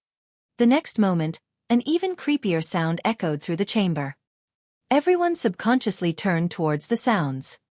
As though they were moved by someone, the 4 coffins revealed massive gaps and dense shadows crawled out from within. Like a flood, they swarmed towards everyone at an extremely fast speed. Carrion beetles. Little Fatty could not help but exclaim. The shadows were swarms of carrion beetles. Every single carrion beetle was dark as ink, the size of an adult's palm, and carried heavy shells on their bags. Their 6 scarlet legs danced and were extremely sharp. Although they had no eyes and ears, they could sense everyone's location clearly. Everyone's faces turned pale. The little fox was so scared that she hid in Su Zimo's embrace a long time ago and did not dare to look up. "Hurry, let's go!" Su Zimo shouted. Everyone soared into the air and bolted towards the 7th passage. The carrion beetles soared into the air along with them like black water currents, surging from all directions to seal all the exits. Su Zimo was about to attack when he saw Ching Ching turn into her true form. She reared her head and screeched, churning her bloodline as the temperature around her rose rapidly. Opening her mouth, she spewed out green flames in all directions as she turned her head. The green flames formed an impenetrable barrier. Although the carrion beetles were deadly, everything in life had a counter to them. They too had things they were fearful of. They feared the flames of divine beings. The flames that were released through Ching Ching's bloodline were not ordinary flames of the mortal realm. These were flames used by the legendary bird, by Fang, and were comparable to the flames of the Soaring Serpent. The black carrion beetle swarm surged over and stopped instantly against the green barrier as countless carrion beetles screeched miserably in the flames. They fell, struggled and turned into ashes. Everyone was invigorated. With the flames of the Bai Fang, they could definitely break through the obstruction of the carrion beetles and enter the passage on the opposite end. Boom, boom, boom, boom. Suddenly, loud explosions reverberated from the four corners of the chamber and a shuddering aura descended, engulfing every corner of the chamber. Everyone shivered. Against that aura, even the raring flames of the Bai Fang showed signs of extinguishing. So strong. Su Zimo took a deep breath. He did not have time to think as he circulated his golden core to its limits immediately to release his phenomenon. Bang! Boom! Boom! The firmament cracked opening as thunder roared and lightning flashed. Countless stars and meteors fell with river currents surging.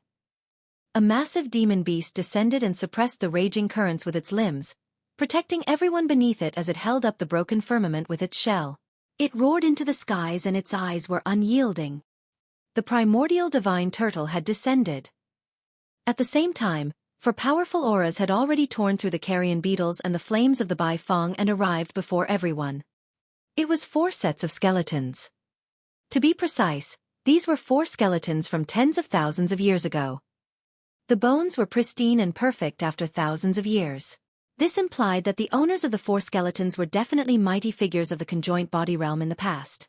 Conjoint body mighty figures cultivated for tens of thousands of years, and their bones were infused with their dermic power such that they would not corrode. Snap! The skeletons were expressionless against the primordial divine turtle. A sinister glint shone in their glabella as they struck together and shattered the divine turtle instantly. The golden core phenomenon was shattered the moment it was conjured.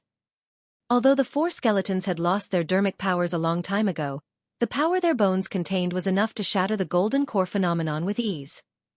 Even a single set of skeleton was enough to kill everyone present, let alone 4. Su Zimo's golden core was interconnected to the primordial divine turtle. The moment it shattered, the blow caused him to spit a mouthful of blood as he hurriedly thought of a way to deal with things. The scarlet glint in Monkey's eyes flashed furiously, and it was ready to enter the berserk state at any moment. Little Fatty seemed to be scared stiff and was thinking about something. Everyone else had frightfully pale faces and despair in their eyes. Against the skeletons of mighty figures, their powers were as insignificant as ants. Oh my! All of a sudden, Little Fatty seemed to have recalled something and exclaimed. He bit the tip of his tongue and spat out a mouthful of fresh blood before chanting a complex incantation. With the augmentation of the incantation, that mouthful of blood hovered in midair and did not disperse. The 4 skeletons stopped their attacks as well. However, the glints in their glabellas were still flickering. The incantation was recited with increasing haste. A thin layer of sweat filled Little Fatty's forehead as well. Gradually, the mouthful of blood was divided into 4 drops that floated to the heads of the 4 skeletons before descending slowly. The glint on the glabellas of the 4 skeletons were gradually extinguished. Turning back, the 4 skeletons returned to their coffins in the corners of the chamber and crawled within before closing the lid after themselves. The surrounding carrion beetle swarms retreated slowly back into the coffins as well and disappeared before long. Boom! The coffins were once more. Peace returned to the chamber. If not for the smoking carcasses of the carrion beetles on the ground, it would seem as though everything that happened earlier was an illusion. What is this? Shi was drenched in cold sweat as he panted and asked. The 4 coffins could be considered as a trump card left behind by the Tomb Master. If outsiders were to intrude upon this place, those existences would be alarmed and they would kill the outsiders. Little Fatty explained with trepidation as well. After heaving a breath, he continued. The incantation earlier was from the supreme classic of Tomb Sect, Astounding Dragon Sutra. It's something that every single legacy disciple has to memorize, but nobody knows what it is used for nor have they ever used it. However, Master once mentioned that at a critical juncture, that incantation can be used to prove one's identity as a disciple of Tomb Sect. Normally speaking, tombs of other cultivators would not have such frightening killing techniques left behind. Naturally, There was no use for that incantation and it was useless most of the time. However, the owner of this tomb had set down countless restrictions to ensure that his legacy is only passed down to those in Tomb Sect. With that, there was a purpose for the incantation. This time round, Xueqi understood as he said with lingering fear, "No matter what, I'm never entering another tomb of Tomb Sect again." Suddenly, Su Zimo said, "Let's talk about this later, little fatty. Hurry and locate the main tomb. Earlier on, I sensed some activity in the depths of this tomb. There are others here." "You mean to say?" Little fatty's eyes lit up. There was a high chance that his senior brother had only arrived slightly before him and had yet to leave.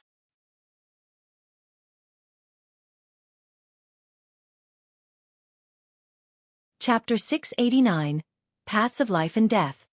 Chapter 689, Paths of Life and Death. Under Little Fatty's lead, everyone rushed into the 7th passage.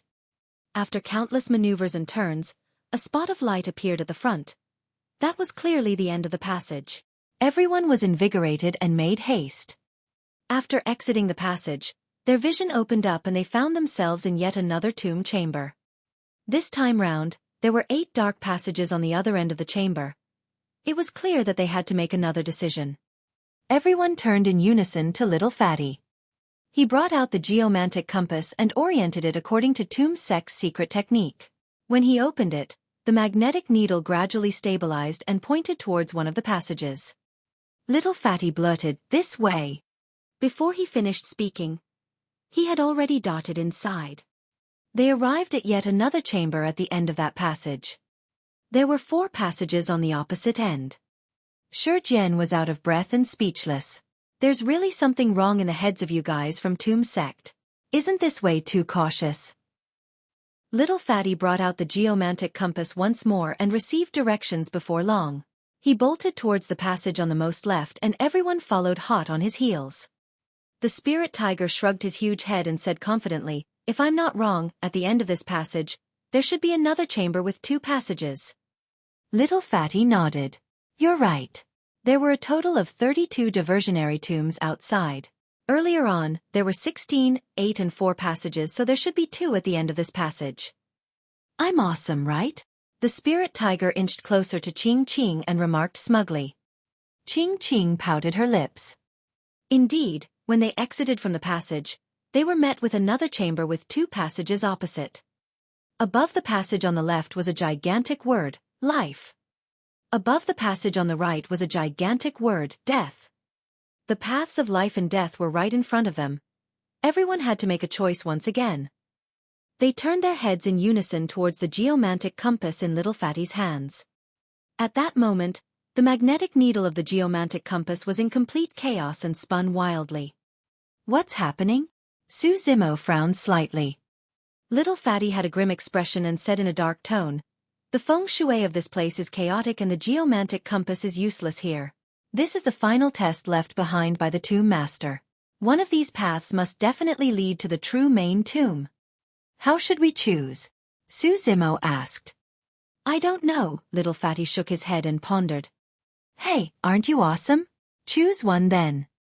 Qing nudged the spirit tiger's ribs and pointed forward while whispering. The spirit tiger coughed gently. The path of life might not necessarily be life and the path of death might not necessarily lead to death. The 2 words above were left behind by the tomb master to confuse the later generations. "In my opinion, the path of death is the true path to life. Extreme sorrow turns to joy, life is sought in death." Monkey thumped the spirit tiger on the shoulder. "Not bad, perverted tiger." "I know, right?" The spirit tiger raised his head. Little Fatty had a pensive expression. Given the tomb master's wary nature, coupled with a series of traps and formations he set previously, there was a chance that the spirit tiger's deduction was accurate. The little fox hopped out of Su Zimo's embrace and spun, transforming into a young lady. She walked towards the path of life on the left and sensed her surroundings in silence. A moment later, she headed towards the path of death. The moment she approached it, her expression changed and she staggered backwards instinctively. "What's wrong?" Everyone swarmed forward and asked. When they arrived at the path of death, their expressions changed as well. Everyone smelled a strong blood stench from within. In fact, there were even howls of ghosts and wolves in the depths of the passage, as though countless living beings were struggling in misery. It was unnerving. The passage was like a gateway to hell. As for the path of life, there was a spring breeze that was filled with life. It was like paradise. It was no wonder why they were distinct paths of life and death. Qing analyzed. There's a high chance that there's an actual tomb at the end of the path of life, and that should be where the main tomb is. That's right, we've got the same idea, the spirit tiger smirked in a pandering manner. The golden lion nodded. We can only move in reverse. This path with the torrential blood stench may very well be the true path of life. It can't be. Suddenly, Su Zimo shook his head and rejected everyone's guesses. The auras within the passages are so obvious and clear. Why would the Tomb Master need to go through the hassle of adding the words life and death above their respective passages? Everyone was stunned. Su Zimo was right. From that perspective, there was no need for the Tomb Master to leave those words behind. Little Fatty asked, "What do you think, boss?" Su Zimo said darkly, "Those words should be instructions left behind for the later generation by the Tomb Master. The passage with life is the true path to life, and the other passage leads to an irreversible path of death." Almost everyone had overcomplicated the issue. However, nobody thought that the path of life truly led to life while the path of death truly led to death. Little Fatty slapped his thighs. "I trust in boss. Let's head down the path of life." "How about this?" Su Zimo said, "I'll head down this path with Little Fatty first and you guys can wait outside. If we don't return within an hour." "There's no need." Monkey waved his arm. An additional person means an additional helping hand. Even if the end of the passage is hell, we'll be able to break out of it together. "That's right. We'll go together." The spirit tiger and everyone else stood out and shouted as well. "All right, let's do it then." Su Zimo nodded and withdrew his blood quencher from his storage bag, walking at the front with Little Fatty. They were not only facing the possible dangers of the tomb, they also had to face the people who had arrived here before them. In less than 15 minutes, a light shone at the front of the tunnel. Everyone was invigorated. They knew that they had chosen the right path. Swoosh, swoosh, swoosh. Everyone rushed towards the front at full speed. The moment they arrived at the entrance, danger flashed through Su Zimo's mind as he yelled, "Watch out!" A shadow the size of a finger swept over like a spirit snake. Blood quencher quivered and shone brightly scarlet. Su Zimo slashed in reverse towards the shadow. Su Zimo's expression changed. He did not manage to sever the shadow with that slash. Instead, the shadow coiled a couple loops around Blood Quencher before slithering towards Su Zimo. Su Zimo was decisive and abandoned Blood Quencher right away. He fell to the ground and was almost one with it, slithering away like an anaconda. Without catching sight of the attacker's appearance, Su Zimo followed the shadow before him and threw out a punch. It transformed into a gigantic seal that descended fiercely. That was a killing move from the mystic classic of the 12 demon kings of the great wilderness. The person wore grey robes and did not panic nor fluster. Wielding an iron ruler, the person tapped on Su Zimo's wrist at an extremely fast speed. A puzzled look flashed through Su Zimo's eyes. The grey-robed cultivator's motion looked familiar.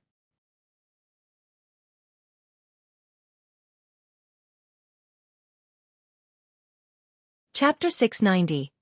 I'll recognize you even if you turn into ashes. Chapter 690. I'll recognize you even if you turn into ashes.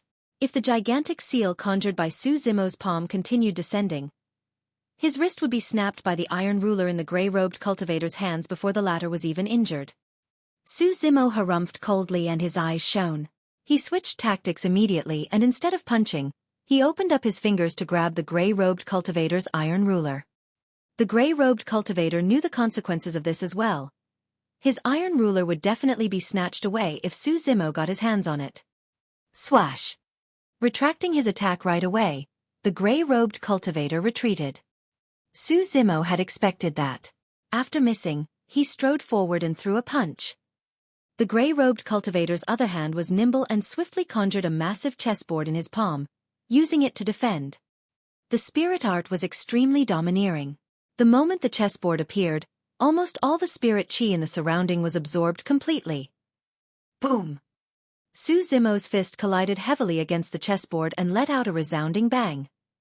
Snap! The chessboard shattered. The gray-robed cultivator staggered a few steps back but was not injured. There were few cultivators who could defend against a full-powered frontal attack from Su Zimo. Shrugging his arm that was growing numb, the gray-robed cultivator looked up at Su Zimo. Suddenly, his expression changed as he exclaimed, "It's you?" Su Zimo was motionless and did not continue with his attacks. He glared at the gray-robed cultivator on the opposite end with bright eyes. The gray-robed cultivator was slightly rotund and had ordinary features. He wielded an iron ruler but there were no sect badges or tokens on him. Su Zimo raised his brow and asked with a narrowed gaze, "You know me?" Humph. The gray-robed cultivator avoided Su Zimo's gaze and harumphed. Footsteps sounded. Monkey and the others had already rushed up and surrounded the gray-robed cultivator with unfriendly, fierce gazes. Little Fatty rushed over with an imposing aura. The moment he caught sight of the gray-robed cultivator, Little Fatty froze for a moment before asking with a confused look on his face, "Who are you?" Ow! The spirit tiger was even more stunned. "Isn't this guy your senior brother, the guy named Lung Ming?" "No." Little Fatty shook his head. The golden lion asked, "How did he enter this place if he's not your senior brother?" "This man managed to get through the ancient frost crocodiles, the bloodthirsty silverfishes, unravel the 9 palace diagram and chose all the right passages to get to this place?" Little Fatty was extremely puzzled as well. Monkey waved it off and remarked casually, "No matter who he is, let's just kill him and there won't be any problems anymore." The gray-robed cultivator jolted in shock. "Don't attack first." Little Fatty held back Monkey and sized up the gray-robed cultivator. He asked in an unfriendly manner with widened eyes, "You know how to unravel the 9 palace diagram?" "I could unravel something as simple as that when I was 8 years old." The gray-robed cultivator pouted his lips in disdain. "Oh my!" The spirit tiger sneered and cursed internally. "This guy that's on the brink of death is even more arrogant than me." Little Fatty was indignant but he did not know how to refute. After all, this person managed to enter this place before him. Clenching his teeth, Little Fatty asked spitefully, "How did you find this place?" "Astral Dragon's Sputum Lair? Something as easy as this can't be hidden from me," the gray-robed cultivator replied nonchalantly. Repressing the anger in his heart, Little Fatty panted and asked again, "Only disciples of Tomb Sect are able to pass through the first chamber. How did you manage to get through it?" "I walked through it, of course." The gray-robed cultivator snickered with mocking eyes. "Don't tell me that you're so stupid that you went to alarm the 4 coffins in the corners." Fuck! Little Fatty was fuming internally. Although he had asked many questions, he did not get any answers. They still knew nothing about the background of this gray-robed cultivator. They had no clue how this person managed to get in as well. Su Zimo patted Little Fatty on the shoulder and gestured for the latter to retreat. Turning to the gray-robed cultivator not far away, he asked again with a fake smile, "You know me?" The gray-robed cultivator rolled his eyes and pouted. "The great monster incarnate of Divine Phoenix Island who annihilated Glass Palace in the ancient battlefield. The one who has a double phenomenon, Su Zimo. Who doesn't know you?" "Okay." Su Zimo retracted his smile and said indifferently with a cold expression, "Since you know that much, all the more I can't let you go." "Hey!" The moment the gray-robed cultivator heard that, he panicked. "What are you talking about? We don't have any deep feud between us and I only wandered into this place by accident. I didn't lay my hands on anything in this tomb. Why are you trying to kill me?" This main tomb was extremely huge. It was like a gigantic palace. There were many things arranged neatly in the palace filled with dust. Indeed, they did not seem like they had been touched. Little Fatty had a hesitant expression. He could not bring himself to kill this person just because he wandered into this tomb.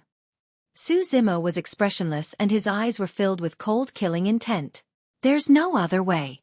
Since you know so many things, I have to kill you." Fuck dash. The gray-robed cultivator nearly cursed.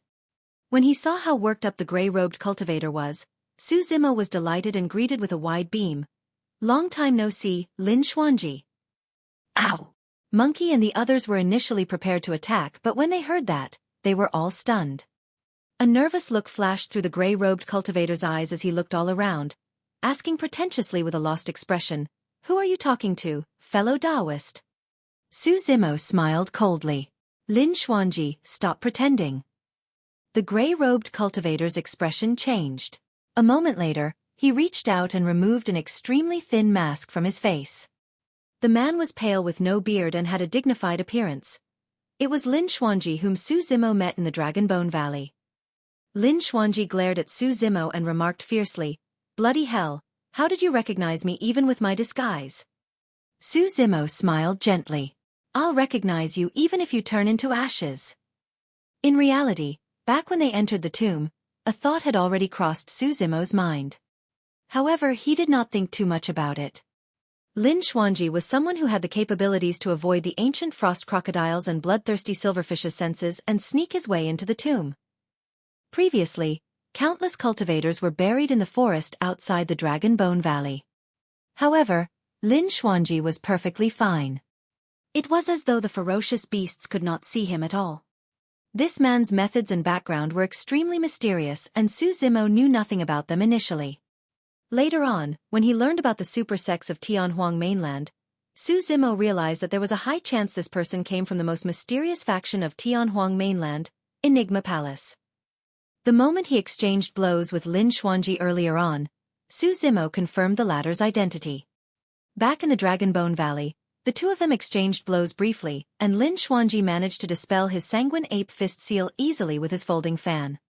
It was the exact same technique that he had used earlier on. A playful look flashed through Su Zimo's eyes as he mocked. "You're quite something, aren't you? The successor of Enigma Palace coming all the way here to rob someone else's tomb. Humph, no one would be able to recognize me if it wasn't for you." Lin Xuanji grunted in displeasure. He made full preparations for this trip. Notwithstanding the mask that could alter his appearances, he even hid away his folding fan intentionally and replaced it with an iron ruler. To think that he would be recognized immediately upon bumping into Su Zimo.